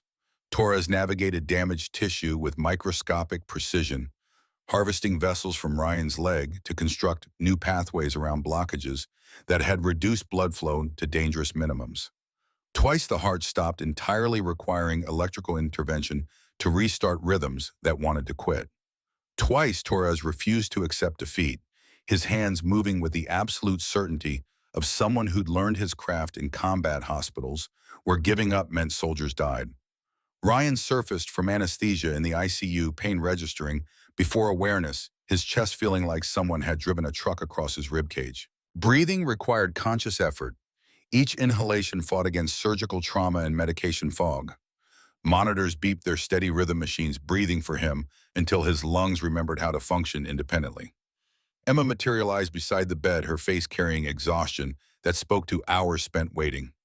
"You made it."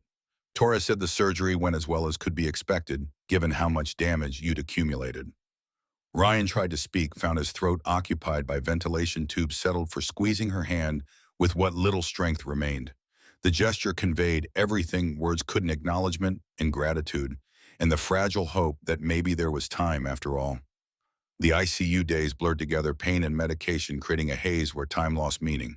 Visitors appeared and disappeared like ghosts. Silas bringing news from the compound, Tommy checking vitals with medics' precision, Claire updating him on Shield Sisters operations through brief visits permitted by nursing staff. Julia came on the third day, her belly enormous with approaching due date, her face showing concern that transcended their familial connection. She settled into the chair Emma had occupied almost continuously, her presence solid and reassuring in ways that required no words. "Your daughter's sleeping in the waiting room. I told her I'd sit with you while she rested." Julia's hand found his careful of IV lines and monitoring equipment. "You scared us." Ryan's voice emerged as rasp vocal cords damaged by intubation. "Sorry, wasn't planning to die yet." "Good, because I need you to meet your great goddaughter when she arrives. And I need you to teach her about the man her step-grandfather was, the promise you kept, the reason she exists."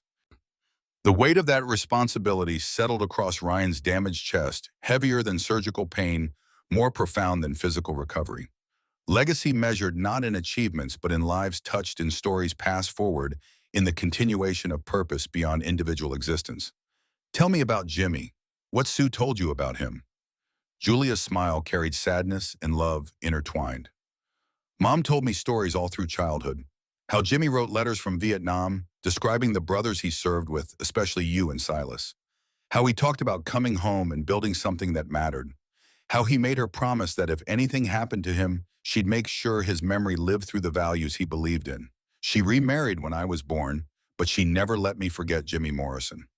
He was the best of us. Braver than me, smarter than Silas, kinder than any Marine had right to be in that place. He died making sure two wounded men reached extraction, carrying them when he could barely walk himself. And you've spent 54 years trying to live up to his example. Ryan's laugh triggered coughing that sent pain radiating through his chest. I've spent 54 years trying to keep a promise I made to a dying friend. Never quite felt like enough. It was always enough, you just couldn't see it. Julia's eyes glistened with tears she refused to let fall. You saved me, Uncle Ryan. You built a network that saves hundreds. You kept fighting when most men would have quit. That's the legacy Jimmy would have wanted. That's what I'll tell my daughter about you. The conversation exhausted him, pulling him back towards sleep that claimed consciousness with pharmaceutical inevitability. He surfaced hours later to find Emma returned her laptop open but ignored as she watched him with expression he couldn't quite decipher. I quit. The statement landed with weight disproportionate to its brevity. Ryan's mind struggled through medication fog to parse meaning, to understand what his daughter was saying and why it mattered. Quit what? The FBI. Submitted my resignation yesterday. Takes effect in 30 days after they process my cases and clear my security credentials. Emma's voice carried no regret, only the calm certainty of decided matters. I'm taking over Shield Sisters operations full-time. Sarah's been running it brilliantly, but she needs support, someone with federal law enforcement background who can navigate legal complications and coordinate with agencies that actually give a damn. Ryan's chest tightened, and for a moment he couldn't separate surgical pain from emotional response. You're giving up your career, everything you built. I'm choosing different purpose. You spent 40 years letting the MC consume everything else. I watched it destroy your marriage, damage our relationship, nearly kill you. I'm not making the same mistakes. I'm building something that matters while maintaining the relationships that make it meaningful. Catherine would be proud. Catherine would have told me I'm an idiot for taking after my father. But yeah, somewhere underneath the exasperation, she'd be proud. Emma's smile carried complexity Ryan was only beginning to understand. I'm doing this because I want to, not because I'm trying to live up to anyone's expectations. Shield Sisters matters. The women we save matter. And I can do more good there than I ever could navigating FBI bureaucracy. The days accumulated into weeks, Ryan's recovery progressing with frustrating slowness. Physical therapy sessions pushed his rebuilt cardiovascular system, teaching damaged heart to pump blood through new pathways, forcing muscles atrophied by surgery to remember their function. Each small victory, walking 10 feet, climbing 3 stairs, breathing without supplemental oxygen, represented triumph disproportionate to its objective measure. Silas visited daily, bringing news that grounded Ryan in the world beyond hospital walls. The MC had stabilized after Hartley's death, the crisis that had demanded war footing, giving way to normal operations with lingering alertness. Sarah had indeed transformed Shield Sisters coordination, implementing systems that improved efficiency while maintaining the personal touch that defined their work. Marcus remained in witness protection, his testimony having helped federal prosecutors dismantle what remained of Hartley Security Solutions. The company's assets were being liquidated, money redirected to victim compensation funds and federal coffers. Several high-ranking executives faced RICO charges, their trials scheduled across the next year. Sullivan's cooperating now too, Silas reported from his customary chair beside the hospital bed. Facing 25 years, figured he might as well try for reduced sentence. He's giving testimony about Hartley's operations going back 15 years. Arms trafficking, human rights violations, political corruption. The whole empire's collapsing like a house of cards. Ryan absorbed this information with satisfaction, tempered by awareness, but Hartley himself had escaped earthly justice. The old man still won, died on his own terms, avoided trial and prison. Maybe, but his legacy's destroyed. Everything he built is being dismantled. His name's synonymous with corruption and violence. History won't remember him as a decorated veteran or successful businessman. He'll be remembered as a criminal who got away with it for too long. Silas's remaining eye carried philosophical acceptance. Sometimes that has to be enough. The hospital discharged Ryan after 6 weeks, his sternum healing and cardiovascular function approaching acceptable parameters. He returned to the compound with instructions for continued physical therapy, medication regimens, and dire warnings about avoiding stress that he knew he'd ignore the moment circumstances demanded it. The compound had transformed during his absence. New security systems augmented the old Emma's FBI expertise, evident in sophisticated surveillance that would have made federal installations jealous. The medical wing had expanded Dr. Chen's operation now, including 2 additional trauma specialists and equipment that rivaled many hospitals. Shield Sisters had grown too, now coordinating operations across 8 states, with chapters forming in Colorado and Utah. Sarah had hired 3 full-time coordinators, all survivors who'd rebuilt their lives and chosen to dedicate them to helping others do the same. Ryan toured the changes with mixed emotions, proud of what they'd built, but also aware he was increasingly peripheral to operations that had once depended on his direct involvement. The organization had evolved beyond him, which was exactly what legacy required, but didn't make the realization any less bittersweet. Julia went into labor 2 weeks after Ryan's hospital discharge, her contractions starting at 3 a.m. and progressing with the inexorable rhythm of biological imperative. Emma drove her to the birthing center. Claire had selected a facility that specialized in high-risk pregnancies and maintained discretion for clients who required privacy. Ryan waited at the compound with Silas and Tommy, the 3 of them occupying the war room in companionable silence, while monitors displayed security feeds and communications maintained awareness of Julia's progress. Hours passed with excruciating slowness, each update arriving through text messages that provided clinical details without emotional context. The birth occurred at 2 p.m. A healthy girl weighing 7 pounds and screaming her arrival with impressive volume. Emma called from the birthing center, her voice carrying exhaustion and joy. "She's perfect. Julia's exhausted but healthy. The baby's strong and all her vitals excellent. They want to name her Sarah Catherine Morrison." Ryan's throat closed around words that wouldn't form emotion, overwhelming capacity for speech. Sarah for the woman who'd saved Julia's life. Catherine for the way who'd shaped everything he'd become despite his failures to properly honor that influence. Morrison for Jimmy and Sue, whose legacy continued through generations. "When can we visit?" "Tomorrow morning. Julia wants to rest tonight, bond with the baby, but she's asking for you specifically first thing. Says there's someone she wants you to meet." The night passed with restless energy that had nothing to do with surgical recovery and everything to do with anticipation. Ryan found himself in the chapel at midnight, staring at photographs that mapped his journey from young Marine to dying MC president, trying to articulate prayers he'd abandoned decades ago.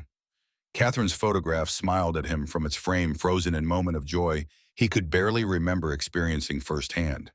He'd been so consumed by ghosts and causes that he'd missed the life happening around him, the woman who'd loved him, despite his devotion to absences and dangerous men. "I wish you could meet her, your namesake. Wish you could see what Emma's becoming, what Julia survived, what we managed to build from all the wreckage." His voice echoed in the empty chapel. "I'm trying to do better. To be present instead of just present adjacent. To value what matters before it's too late. I hope that counts for something." The photograph offered no response, but Ryan felt something shift in his chest that had nothing to do with surgical healing. Acceptance, maybe? The beginning of forgiveness for himself that he'd never quite managed to grant.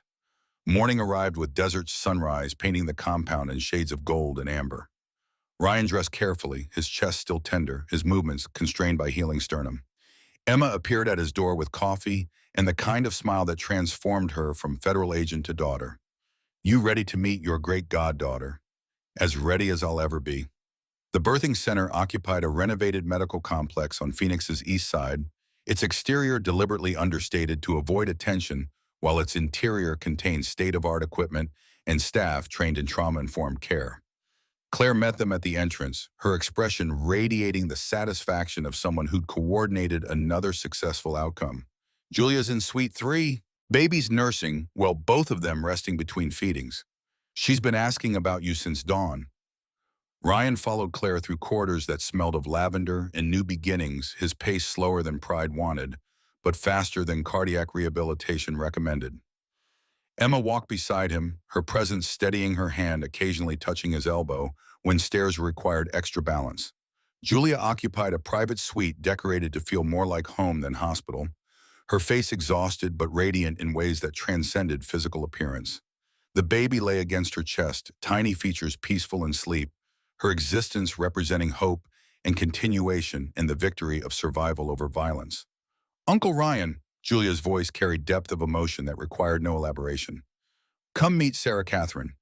Ryan approached the bed with reverence, usually reserved for sacred spaces, his weathered hands gentle as Julia transferred the infant to his arms. She weighed almost nothing, her body fitting into the crook of his elbow with perfect precision, her existence both impossibly fragile and inexplicably strong. Hello, little one. His voice emerged barely above whisper. I knew your step-grandfather, Jimmy. Best man I ever served with. He'd be so proud of your mother, of you, of the strength that brought you into this world. The baby stirred tiny fists escaping swaddling to wave with random intention. Her eyes opened briefly, unfocused but alert, and Ryan felt the full weight of continuation settle across his healing heart. This child represented victory over Hartley's violence, triumph over systems designed to destroy women like Julia, proof that protection and purpose could create futures worth living. She's perfect. She's a fighter, came out screaming and hasn't stopped asserting her opinions. Julia's laugh mixed exhaustion with pure joy. I want you to be involved in her life, Uncle Ryan. Want her to know the man who kept a promise to her step-grandfather, who saved her mother, who built something that matters. I'm not sure how much time I have left. The surgery helped, but however much time you have spent it with us, with her, teach her about honor and brotherhood and standing up when others won't. That's the legacy that matters. Emma moved to the window, ostensibly examining the view, but her shoulders carrying tension that suggested emotional overflow. Ryan recognized the posture, had seen it countless times when Catherine tried to hide tears she didn't want him to witness. You okay? His daughter turned, and tears indeed streaked her face despite obvious attempts at control. I'm watching you hold a baby named after Mom, after the woman you failed to properly appreciate until she was gone. And I'm realizing that maybe redemption isn't about fixing the past, but about doing better in whatever future remains. The weight of that observation settled across the room, 3 generations of Morrison family bound by tragedy and survival, contemplating what came next.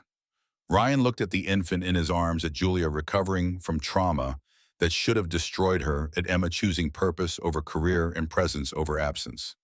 Your mother once told me that legacy isn't measured in achievements, but in the people who continue your work after you're gone. I didn't understand then, too focused on grand gestures and dramatic actions. But holding this baby, knowing Sarah's running Shield Sisters, watching you choose what matters over what's impressive, I'm starting to understand what she meant. The moment crystallized into something approaching peace, the kind that comes not from resolution, but from acceptance, that some things can't be fixed, only honored through future action. The weeks that followed established new rhythms. Ryan splitting time between compound operations and Julie's apartment, where he found himself changing diapers and learning infant care with the same diligence he'd once applied to weapons maintenance. Emma joined frequently, the two of them fumbling through childcare while Julia recovered, and Sarah Catherine demonstrated impressive lung capacity. The MC adjusted to their president's transformed priorities operations, continuing under Silas's capable leadership, while Ryan attended to family obligations that had always existed but never received proper attention. Some members grumbled about leadership distracted by civilian concerns. The older members, the ones who'd watched Ryan drive himself toward premature death for decades, quietly approved the change. Federal trials proceeded through courts with bureaucratic inevitability. Sullivan received 23 years after his cooperation earned sentence reduction. Marcus's testimony, delivered from secure location via video conference, proved devastating to remaining Hartley associates. Sheriff Wade faced corruption charges that would likely result in 15 years in permanent destruction of the law enforcement career he'd compromised for money and influence. The dismantling of Hartley Security Solutions released documents that Emma's former FBI colleagues used to open investigations spanning multiple agencies. Arms trafficking, political corruption, human rights violations. The empire Hartley had built revealed itself as criminal enterprise of staggering scope. The colonel's suicide began to look less like escape and more like final act of a man who knew exposure was inevitable. 6 months after his surgery, Ryan received medical clearance to resume most normal activities with ongoing monitoring and medication management. His cardiologist delivered the news with satisfaction, tempered by stern warnings about avoiding the kind of stress that had necessitated surgical intervention in the first place. You've got 10 good years if you're smart, 5 if you're stupid. The choice is yours, but your heart won't give you third chances. Ryan chose smart, or at least his version of it. He remained MC president in title but delegated operational command to Silas, his own role shifting toward advisory and strategic planning. He attended Shield Sisters coordination meetings, but let Sarah and Emma handle execution. He showed up for important moments, but stopped trying to control every detail. The shift felt uncomfortable, swimming against decades of learned behavior, but also liberating in ways he struggled to articulate. For the first time since Vietnam, he found himself experiencing life rather than just surviving it. Emma noticed the change during one of their increasingly frequent dinners, this one at a steakhouse in Scottsdale that served portions large enough to constitute health violations. She studied him across the table with analytical precision inherited from both parents. "You seem different, lighter somehow." Ryan considered denying it, defaulting to the stoic masculinity that had defined his public persona for 7 decades. Then he remembered Catherine's frustration with his emotional unavailability and Emma's anger at his absence, and decided honesty might serve better than performance. "I'm trying to be present, actually here instead of mentally fighting wars that ended decades ago or planning for crises that may never materialize. It's harder than it sounds." "But you're doing it. That counts for something." Emma's smile carried warmth he hadn't seen since before Catherine's death. "For what it's worth, Mom would be proud. She always said you had it in you to be the man you pretended to be. She just didn't think you'd figure it out in time." "Did she die disappointed?" The question emerged more vulnerable than intended, exposing wounds Ryan had tried to ignore through activity and purpose. Emma's expression softened her analytical distance, giving way to genuine emotion. "She died frustrated, sad, but not disappointed. She knew who you were underneath all the armor and causes.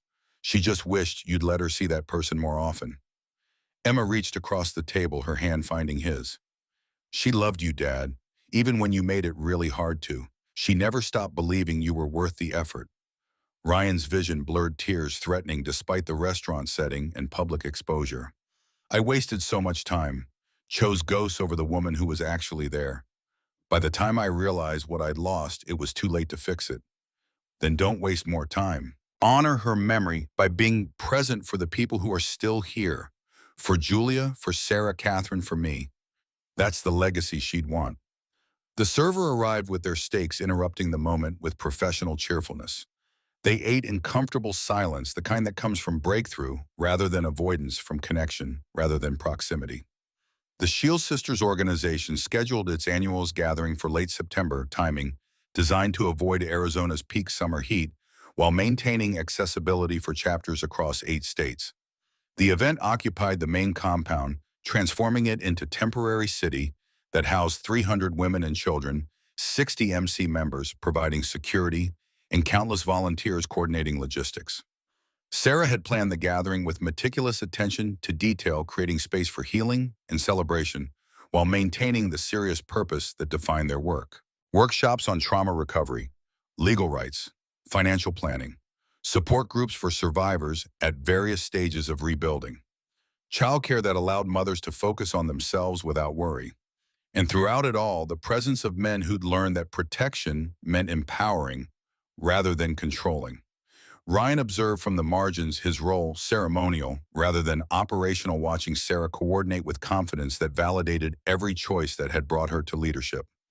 Emma worked alongside her, the two women forming partnership that combined Sarah's survivor insight with Emma's structural expertise. Julia attended with Sarah, Catherine the baby, now 6 months old, and demonstrating personality that suggested her mother's strength had genetic components. She drew attention wherever she went, Shield Sisters taking turns holding her, seeing in her existence the proof that survival could lead to futures worth living. The gathering's centerpiece occurred on the second evening ceremony that Sarah had planned in consultation with Claire and MC leadership. The compound's central courtyard had been transformed with lights and seating, creating amphitheater that focused attention on a platform where Silas and Tommy stood flanking a table draped in the MC's colors. Sarah approached Ryan as sunset painted the desert in shades of amber and crimson, her expression carrying nervous energy that belied her usual composure. "We need you for the ceremony. There's something that needs to happen." Ryan followed her to the platform, aware of 300 pairs of eyes tracking his movement, curious about purpose but trusting in the process. Silas met him with expression that conveyed something between pride and satisfaction, his remaining eye gleaming with knowledge of what came next. "Brothers and sisters." Silas's voice carried across the courtyard with authority earned through decades of leadership. "We gather tonight to honor someone who embodies everything this organization represents: courage, protection, the willingness to stand between danger and those who can't defend themselves." Ryan's confusion must have shown because Tommy's hand on his shoulder conveyed reassurance and instruction to wait. Sarah stepped forward, her voice clear and strong as she addressed the assembled crowd. "5 years ago, I was dying in a hospital, beaten nearly to death by a man who believed he owned me. Someone intervened, someone gave me a phone number and a promise that help would come if I ever needed it. That someone was Ryan Wolf." The crowd murmured, recognition pieces clicking into place for those who knew fragments of the story but not its whole. "8 months ago, I used that number, called for help when Julia Morrison ran into my diner fleeing from a man who'd been systematically destroying her. Ryan Wolf answered that call with 70 brothers arriving in broad daylight to stand against violence and make clear that some things will not be tolerated." Sarah's eyes found Julia in the crowd, the two women exchanging looks that conveyed shared experience and mutual respect. "What I didn't understand then was that Ryan had been doing this for a decade, building a network, saving women, creating spaces where survivors could rebuild. Not for recognition or profit, but because he'd made promises to dying friends and believed that honor demanded action." Silas stepped forward, carrying a white leather vest that caught the lights and seemed to glow with internal luminescence. The crowd gasped, recognizing significance before Ryan quite understood what was happening. "This vest represents a promise," Silas continued, his voice carrying weight of ceremonial importance, "from every person here, that the one who wears it stands under our collective protection, that anyone who threatens them answers to all of us, that they are, in every sense that matters, untouchable." Understanding crashed over Ryan as Silas held the vest toward him, its back emblazoned with single word in bold crimson stitching, "Untouchable." Above it, the Iron Brotherhood patch. Below it, Shield Sisters emblem.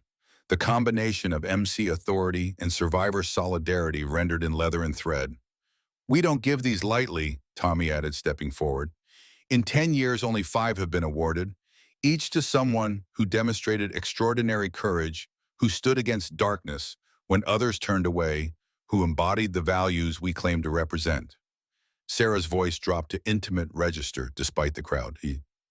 "You saved my life twice, saved Julia, saved hundreds of others.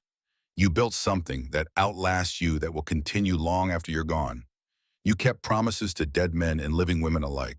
You earned this." Ryan's hands trembled as they accepted the vest, its weight surprising despite leather's suppleness. He turned it, examining the stitching, the patches, the word that represented more than personal protection.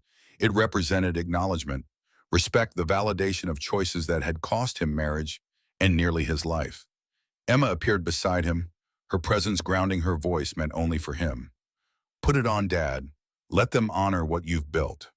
The vest settled across his shoulders with perfect fit, Claire's careful measurements ensuring comfort despite his post-surgical sensitivity. The crowd erupted, 300 voices, raised in affirmation, 60 MC brothers, revving engines in traditional salute, the sound rolling across desert landscape like thunder announcing storms. Silas raised his hand, requesting silence. "From this moment forward, Ryan Wolf stands under the protection of the Iron Brotherhood and Shield Sisters Network. Anyone who threatens him threatens all of us. Anyone who stands with him stands with all of us. This is our promise. This is our commitment. This is what brotherhood and sisterhood mean." The ceremony concluded with traditional MC ritual, every member and Shield sister forming line to embrace Ryan individually, each hug conveying personal gratitude and shared purpose. Julia held him longest. Sarah Catherine passed between them, the baby's presence representing future, The vest existed to protect. Sarah approached last, her embrace fierce despite her smaller frame, her voice breaking with emotion held carefully in check. Thank you for saving me, for giving me purpose, for showing me that survival can become something more. You saved yourself. I just opened the door. Then thank you for opening doors. For all of us. The gathering continued into night food and music and the easy camaraderie of people bound by shared experience. Ryan found himself surrounded by women telling stories of rescue and recovery, each narrative unique but unified by common threads of violence survived and lives rebuilt. An older woman named Margaret approached near midnight, her gray hair and weathered face marking her as someone who'd lived hard before finding peace. She gestured to the vest Ryan still wore, its white leather reflecting firelight. My daughter received one of these 3 years ago after her husband tried to kill her. She's in college now, studying social work planning to join the network professionally. The vest doesn't just protect, it transforms. It tells survivors they matter enough to fight for. What happened to her husband? Margaret's smile carried satisfaction that transcended vengeance. 20 years in prison. My daughter testified at trial. Walked into that courtroom wearing her white vest, looked him in the eye, and spoke her truth. The jury convicted in 4 hours. Ryan absorbed this story among dozens of others. Each one evidence that the network had grown beyond him. That legacy was measured not in individual actions, but in ripples spreading through time and lives transformed by example. Emma found him as the gathering wound down attendees drifting toward accommodations, exhaustion, competing with joy. She'd changed from her professional attire into jeans and t-shirt that made her look younger than her 42 years. You're wearing the vest differently than this morning, like it actually fits. Ryan glanced down at the white leather, its weight now familiar rather than foreign. I spent 54 years trying to earn something. Turns out I was earning it all along, just couldn't see it.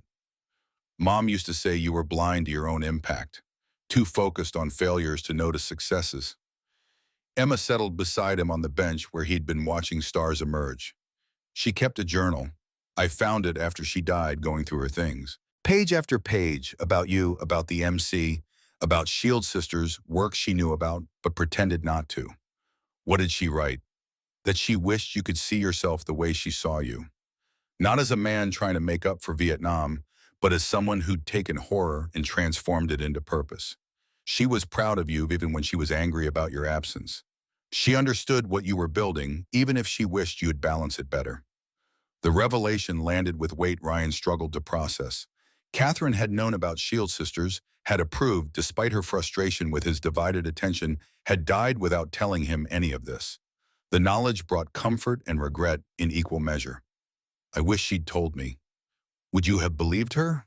Or would you have dismissed it as her trying to make you feel better? Emma's question carried the sharpness of truth. You had to arrive at this understanding yourself. We could tell you, but you wouldn't hear it until you were ready. They sat in companionable silence, watching compound lights create islands in desert darkness, listening to distant conversations and the soft sounds of women and children settling into sleep under protection they'd learned to trust.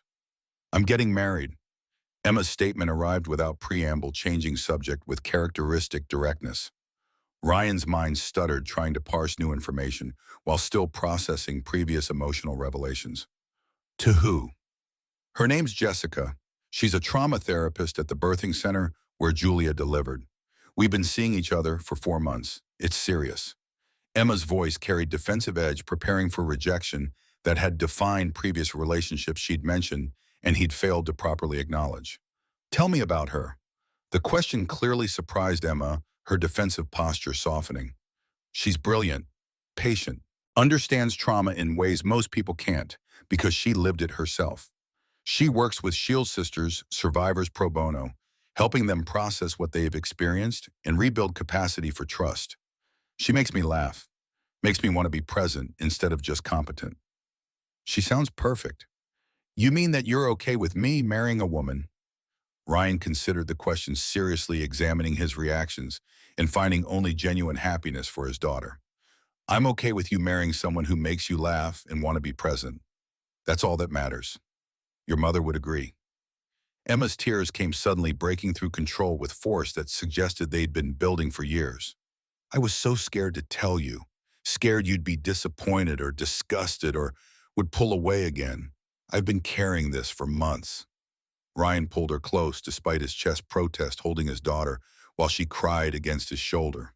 I'm sorry I made you scared. Sorry I created an environment where you couldn't trust me with something this important. That's on me, not you. You're really okay with this. I'm really okay with this, and I'd be honored to walk you down the aisle or whatever role you want me to play. Ryan's voice carried absolute sincerity.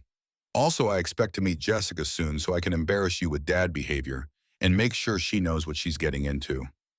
Emma's laugh mixed with tears, creating sound that resembled choking but conveyed pure relief. You're going to like her. She's got opinions about motorcycle clubs and masculinity and trauma-informed care that she's not shy about sharing. Then she'll fit right in. The months that followed established new equilibrium, Ryan navigating role as MC President Emeritus, while Silas assumed operational command with Emma serving as Shield Sisters Director and Sarah handling coordination. The organization continued expanding chapters forming in Oregon and Montana, the network of protection spreading like mycorrhizal connections through communities starved for genuine safety. Julia returned to work part-time at her nonprofit, Sarah Catherine attended by rotating Shield Sisters, who'd learned childcare was protection's first line. The baby thrived under communal attention, her personality emerging with force that suggested she'd inherited her mother's resilience and step-grandfather's determination. Ryan attended Emma's wedding in December, walking her down an aisle decorated with white leather and chrome, giving her away to a woman whose competence and compassion immediately earned his respect. Jessica greeted him with firm handshake and direct eye contact that communicated she knew exactly who he was and wouldn't tolerate any diminishment of his daughter. Emma talks about you constantly. The work you've built, the changes you're making, the relationship you're rebuilding. Don't screw it up. Ryan appreciated the bluntness. I'll do my best. For what it's worth, you make my daughter happier than I've seen her in years. That earns you permanent place in my good graces. The wedding celebration occurred at the compound Shield Sisters and MC members, mingling with therapists and social workers and the found family Emma had constructed from colleagues and survivors. Silas served as best man, his toast managing to be both profane and deeply moving. Julia gave reading about chosen family that left few dry eyes. And Ryan danced with his daughter for the first time since her high school graduation, both of them fumbling through steps they'd never properly learned. Thank you for being here. For real this time, not just physically present. Emma's voice carried contentment he'd never heard before. It means everything. I'm learning, slowly. Your mother would probably laugh at how long it's taking. She'd be crying and laughing simultaneously. Very on brand for her. Emma's smile contained Catherine's essence, that particular combination of exasperation and love. I miss her. Every day. But especially today. Me too, I'd give anything for one more conversation. One chance to tell her I finally understand what she was trying to teach me. She knew. Even if you didn't say it, she knew. Emma rested her head against his shoulder as they swayed to music. The work you're doing now, the presents you are offering, the vest you wear, that's the conversation. That's you telling her you heard. The dance ended as songs do life, moving forward with inevitable momentum. Ryan returned to his table where Silas waited with whiskey and knowing expression. You did good today. Being present, being dad, being the man Catherine always believed you could be. It only took 74 years and a near-death experience. Better late than never. Some men never figure it out at all. Silas raised his glass in toast. To Catherine, who loved a stubborn bastard and never gave up hoping he'd get his head out of his ass. They drank to that, the whiskey burning, familiar paths, the sentiment, landing with weight of absolute truth. Around them, the celebration continued, laughter and music, and the sounds of community built from tragedy, transformed into purpose. The compound had indeed become something beyond its original intention. What started as MC Clubhouse had evolved into Haven Command Center Family Home, and testament to what protection could mean when applied with intention rather than possession. 300 women had passed through its gates, each one carrying piece of its purpose forward into their rebuilt lives. Ryan wore his white vest to every Shield Sisters event, its presence communicating commitment rather than rank. Children who'd grown up in the network's protection asked to touch it, drawn to its symbolic weight. Survivors found courage in its promise, knowing that someone stood ready to defend them, absolutely. The trials concluded through winter and spring, prison sentences accumulating until the full scope of Hartley's dismantled empire could be measured in decades of incarceration. The colonel's death had denied them courtroom justice, but the evidence Marcus and Sullivan provided ensured his name would be forever associated with corruption and violence. Emma's FBI contacts kept her updated on investigations still unfolding, threads pulling that revealed connections spanning decades and continents. Hartley's security solutions had been front for operations that made Ryan's original understanding seem quaint. Arms trafficking to embargoed nations, political assassinations disguised as accidents, human trafficking networks hidden behind legitimate contractor operations. He wasn't just corrupt, Emma reported during one of their dinners. He was architect of systems that weaponize violence for profit. The damage assessment will take years, the victims number in thousands. And he died in his expensive house, never facing consequences. He died knowing everything was collapsing, that his son betrayed him, that his empire was being dismantled, that his name would be mud. Emma's voice carried satisfaction, despite acknowledging imperfect justice. Sometimes that has to be enough. He didn't get what he deserved, but he lost everything that mattered to him. Ryan had made peace with that incomplete resolution, recognizing that some debts couldn't be fully paid, some ghosts couldn't be completely exorcised. The work continued not because it would ever be finished, but because continuation itself represented victory over men like Hartley, who counted on good people giving up. Sarah Catherine celebrated her first birthday in June, the party occupying the compound with child-appropriate decorations and cake consumption that defied logic. She'd started walking early, her determination to move independently, manifesting in constant motion, in frequent tumbles that never quite discouraged her.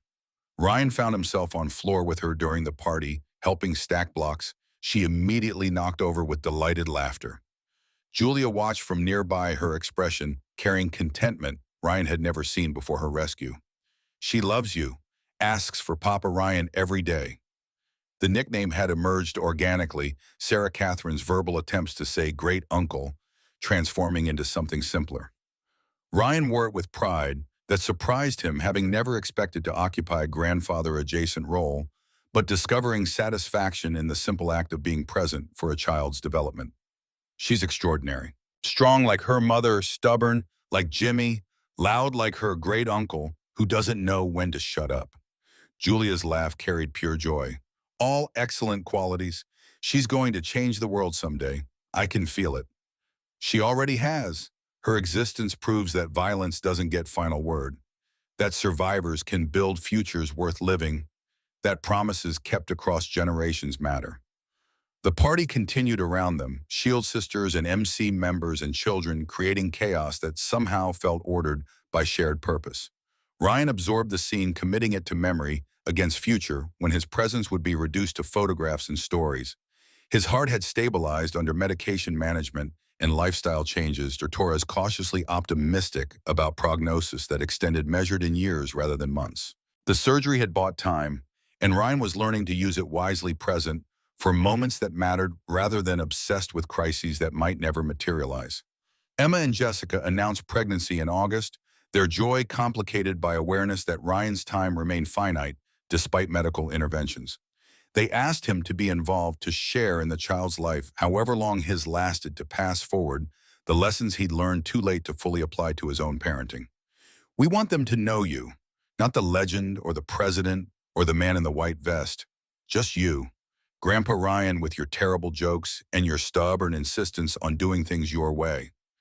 Emma's hand rested on her barely visible bump. They deserve to know where they come from, who fought for the world they'll inherit. Ryan accepted this responsibility with gratitude mixed with determination to be worthy of it. He'd failed Catherine through absence and failed Emma through distance. This child would know him properly, would understand that legacy wasn't perfection, but continuous effort to do better. The MC held elections in September, formalizing what had been practical reality for months. Silas became president with unanimous vote. Ryan accepting emeritus title that conveyed honor without operational authority. The transition felt right natural progression that allowed the organization to evolve beyond its founder. Ryan's role shifted to advisory and ceremonial. His white vest granting authority derived from respect rather than rank. He attended church meetings but rarely spoke unless asked directly.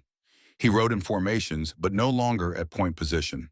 He offered wisdom when requested and silence when appropriate. The letting go hurt less than expected liberation, offsetting loss of control. Silas led with competence that validated every choice Ryan had made, preparing him for command. The MC thrived under leadership that brought fresh perspective while maintaining core values. Autumn arrived with temperature drops that made Arizona briefly livable desert, blooming in response to summer monsoons. The compound prepared for another annual gathering, Sarah coordinating logistics, while Emma managed legal and governmental relationships that had grown increasingly complex as the organization expanded. Ryan spent the week before the gathering in quiet reflection, walking the property boundaries, and remembering 5 Marines who'd never made it home from Vietnam. Their ghosts had driven him for 54 years, their memories transformed into purpose that saved hundreds of women and children from violence. Jimmy Morrison's voice echoed across decades, those final words whispered through sucking chest wound. Watch over her. Make sure she knows she matters. Ryan had kept that promise despite complications and failures. Julia's survival and Sarah Catherine's existence, proving that some debts could indeed be paid forward across generations and through family lines redefined by choice rather than blood. The gathering commenced with traditional opening ceremony, Shield sisters from 8 states arriving with their children and supporters, and the found family they'd constructed from shared trauma and mutual aid.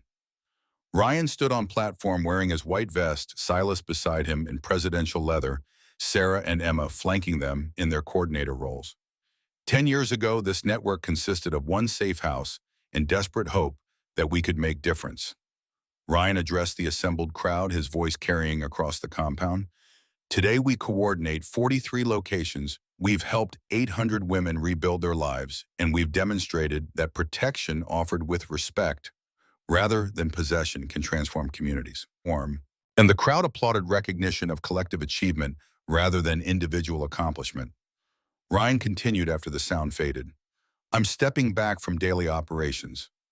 My heart literally can't sustain the pace anymore, and I've learned that legacy isn't about doing everything yourself, it's about building something that continues when you can't.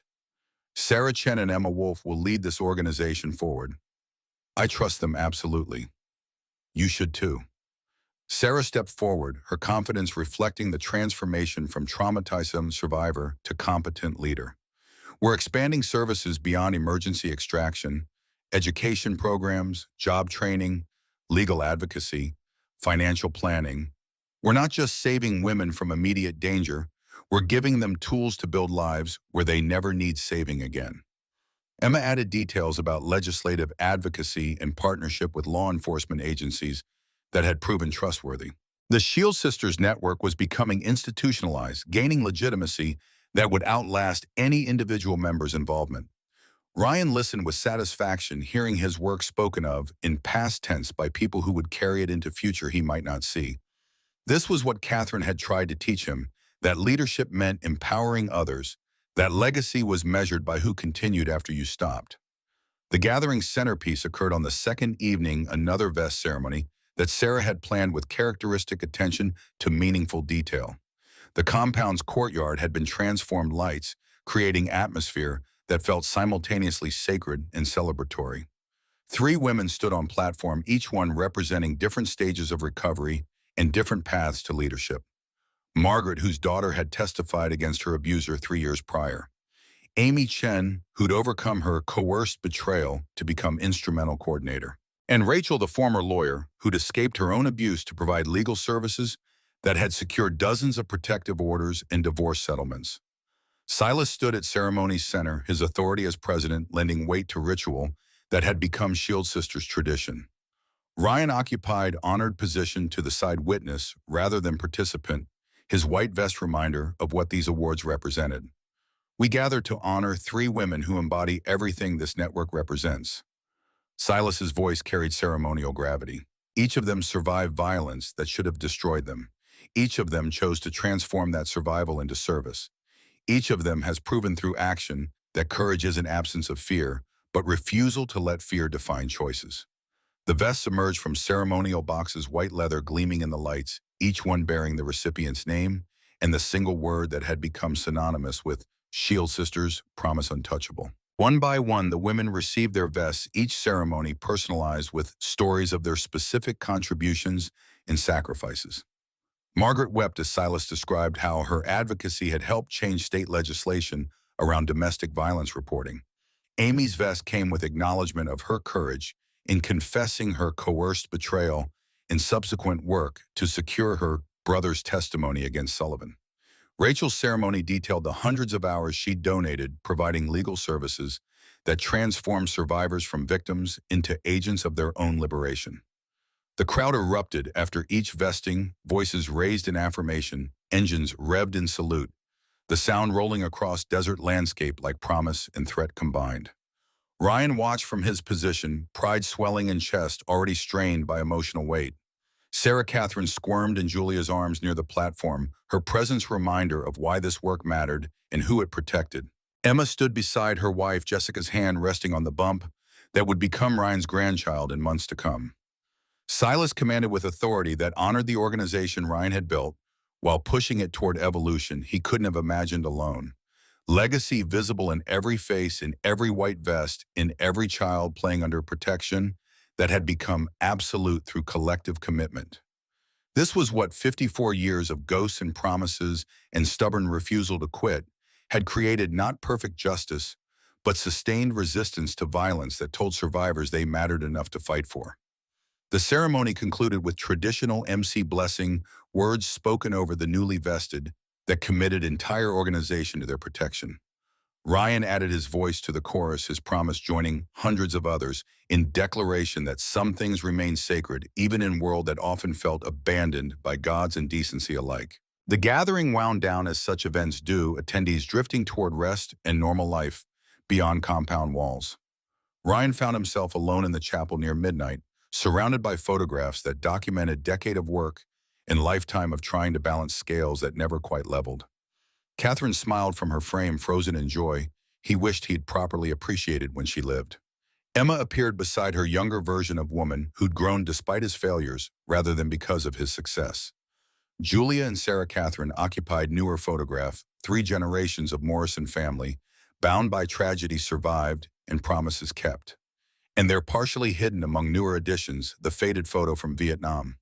8 Marines grinning despite mud and exhaustion, believing they'd all survived to tell stories and grow old together. 5 of them had died in that jungle.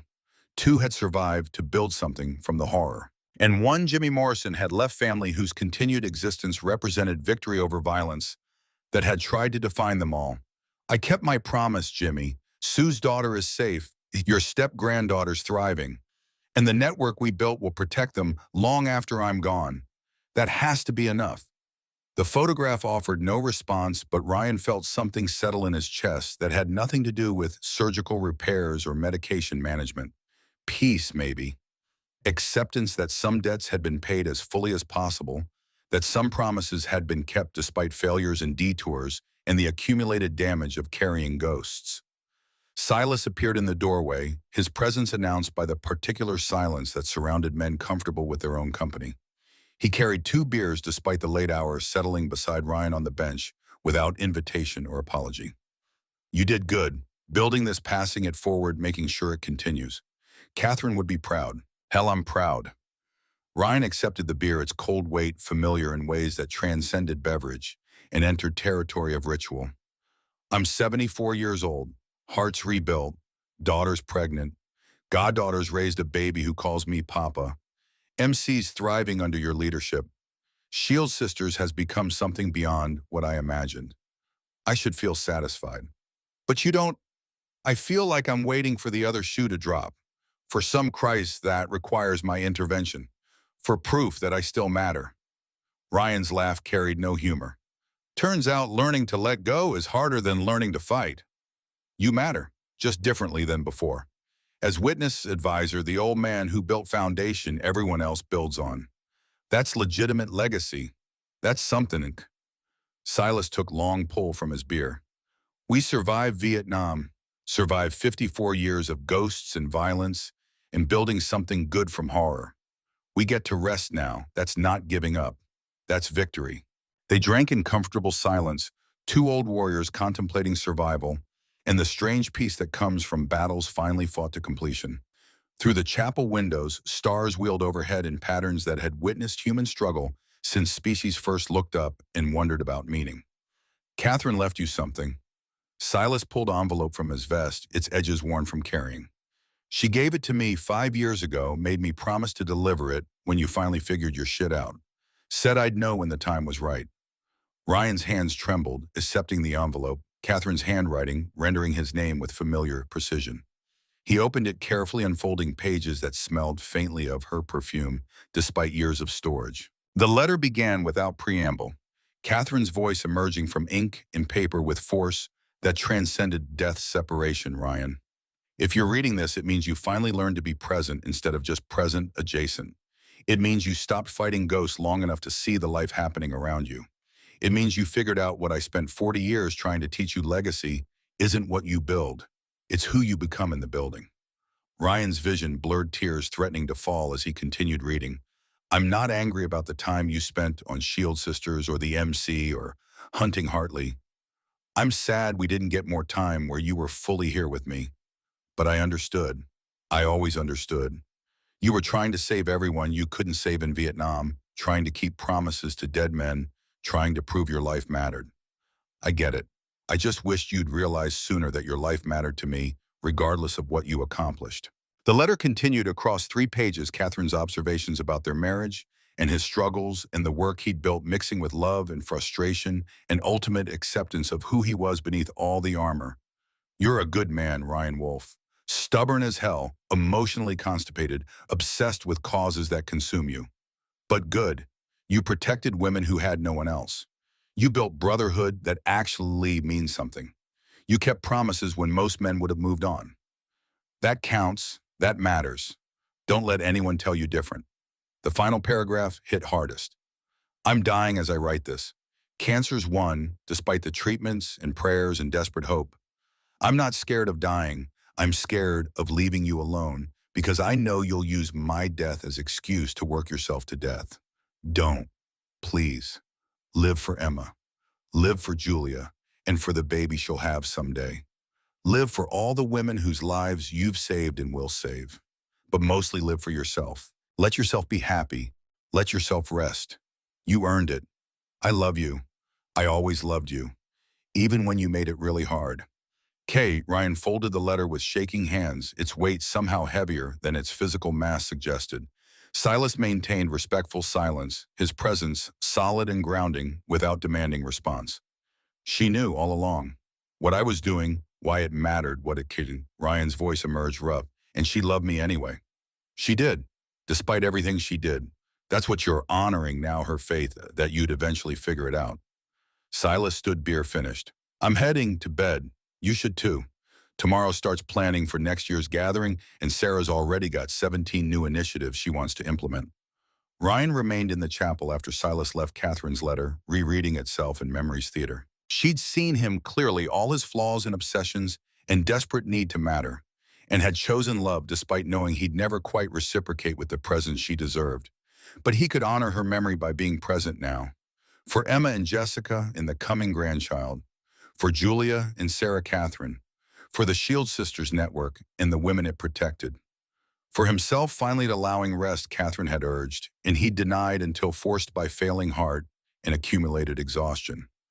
The months that followed established rhythms Ryan had never quite allowed himself to experience. Mornings with coffee and newspapers rather than crisis planning. Afternoons helping with childcare or attending Emma's prenatal appointments. Evenings at the compound, watching newer members take on responsibilities he'd once hoarded.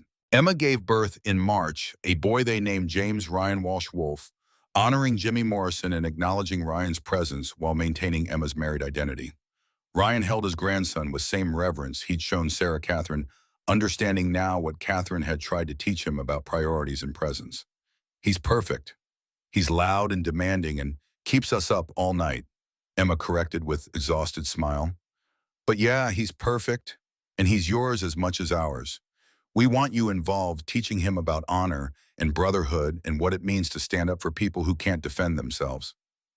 I'm not sure I'm qualified to teach anyone anything. I spent most of my life getting things wrong. Then teach him that getting things wrong doesn't mean giving up, that redemption is possible, that legacy is measured not in perfection, but in continuous effort to do better. Emma's eyes shone with emotion. That's what you taught me, eventually. That's what I want him to know. Ryan accepted this responsibility, this final chance to get grandfathering right, despite all his earlier failures. He attended James's milestones with presence Catherine would have recognized as the man she'd always believed existed beneath armor and causes. He read books and changed diapers and did the unglamorous work of showing up consistently. The Shield Sisters network continued expanding, chapters forming in 12 states, now the model proving replicable beyond Arizona's borders. Sarah coordinated with competence that made Ryan's earlier leadership seem almost quaint, implementing systems and structures that professionalized operations while maintaining the personal touch that defined their work. Emma brought federal legitimacy, her relationships with law enforcement and legal systems, opening doors that had been closed to MC-affiliated organizations. The combination of Sarah's survivor insight and Emma's structural expertise created something neither could have built alone. Ryan watched them lead with satisfaction that transcended ego, recognizing that his greatest accomplishment wasn't the network's creation, but his willingness to hand it to people more capable of sustaining it. Legacy measured not in control maintained, but in succession planned. His health stabilized under Dr. Torres' continued monitoring, the rebuilt heart functioning adequately, if not optimally. The 10 years his cardiologist had promised seemed achievable if he maintained medications and avoided stress that had characterized his previous 7 decades.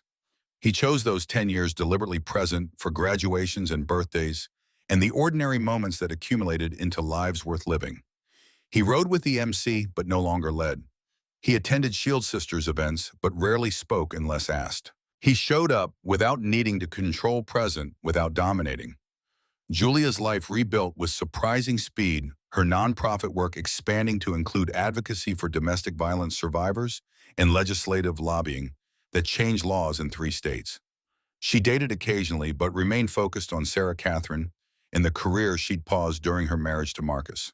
Marcus himself remained in witness protection, his location unknown even to Julia per federal protocols. She'd made peace with never seeing him again, understanding that some relationships couldn't be salvaged and that safety mattered more than closure. Sullivan died in prison 18 months into his sentence, prison justice fining him despite protective custody. The circumstances remained officially unclear, but Emma's federal contacts suggested other inmates had taken exception to his targeting of pregnant women. Ryan felt no satisfaction in his death, only weary acknowledgement that some men created enemies faster than they could defend against them. The annual gatherings became institution Shield Sisters from across the country, convening to celebrate survival and plan expansion. New vests awarded each year to women who transformed their trauma into service, white leather, becoming symbol recognized beyond MC World. Ryan attended these ceremonies wearing his own vest, its presence communicating continued commitment, even as age and health limited his active participation. He'd become elder statesman, the founder whose vision had created foundation, others built upon the old warrior, whose battles had bought peace younger generations maintained. Sarah Catherine grew into herself with force that suggested she'd inherited everyone's determination, her personality combining Julia's strength with Catherine's no-nonsense practicality and Ryan's stubborn refusal to accept limitations. She demanded Papa Ryan's presence at her preschool performances and insisted on helping him work on his motorcycle despite being far too young for such activities. James followed 2 years later, his development tracked with same obsessive attention Emma had experienced as child, but now applied with presence Catherine had deserved. Ryan taught him to recognize motorcycle engines by sound and explained why some promises mattered more than personal safety. The years accumulated, Ryan aging into role he'd never quite imagined occupying. Not leader or warrior or the man others depended on for salvation, but grandfather and advisor, and living reminder of what persistence could accomplish when applied to causes that mattered. He still missed Catherine with ache that never fully healed, still wished he could tell her he'd finally understood what she'd spent decades trying to teach him. But he honored her memory through presence she'd valued and legacy she'd urged through showing up for people who mattered while they could still appreciate his attendance. The white vest he wore became talisman, its symbolism evolving beyond personal protection into representation of values the entire network embodied. Survivors saw it and knew safety was possible. Abusers saw it and understood consequences were real. And Ryan wore it knowing he had earned the honor not through perfection, but through 5 decades of trying to keep promises despite failures and detours. On quiet evenings at the compound, he'd sit in the chapel surrounded by photographs that document a journey from young Marine to dying MC president to elder statesman who'd learned to let go. Catherine smiled from her frame. Emma stood with her family. Julia held Sarah Catherine. And the faded photo from Vietnam reminded him where it all started. 8 Marines who'd believed they'd survived together, feet, who'd died too, who'd carried on, and promises kept across 54 years. The ghosts had finally quieted their demands, satisfied by evidence that their deaths had meant something, that the betrayal that killed them had ultimately failed to destroy what mattered. Hartley's empire had crumbled. His associates faced decades in prison. His name was mud. And the women he'd targeted through contractors and associates had found protection that outlasted his schemes, not perfect justice. Never perfect, but sufficient. Ryan Wolf, 79 years old with rebuilt heart and accumulated wisdom purchased through failure, had finally found peace. Not through victory or vindication, but through acceptance that some battles couldn't be won, some debts couldn't be fully paid, and legacy was measured not in what you accomplished, but in who continued your work when you couldn't. The last ride had ended, the shield held, and the untouchable had finally learned to rest.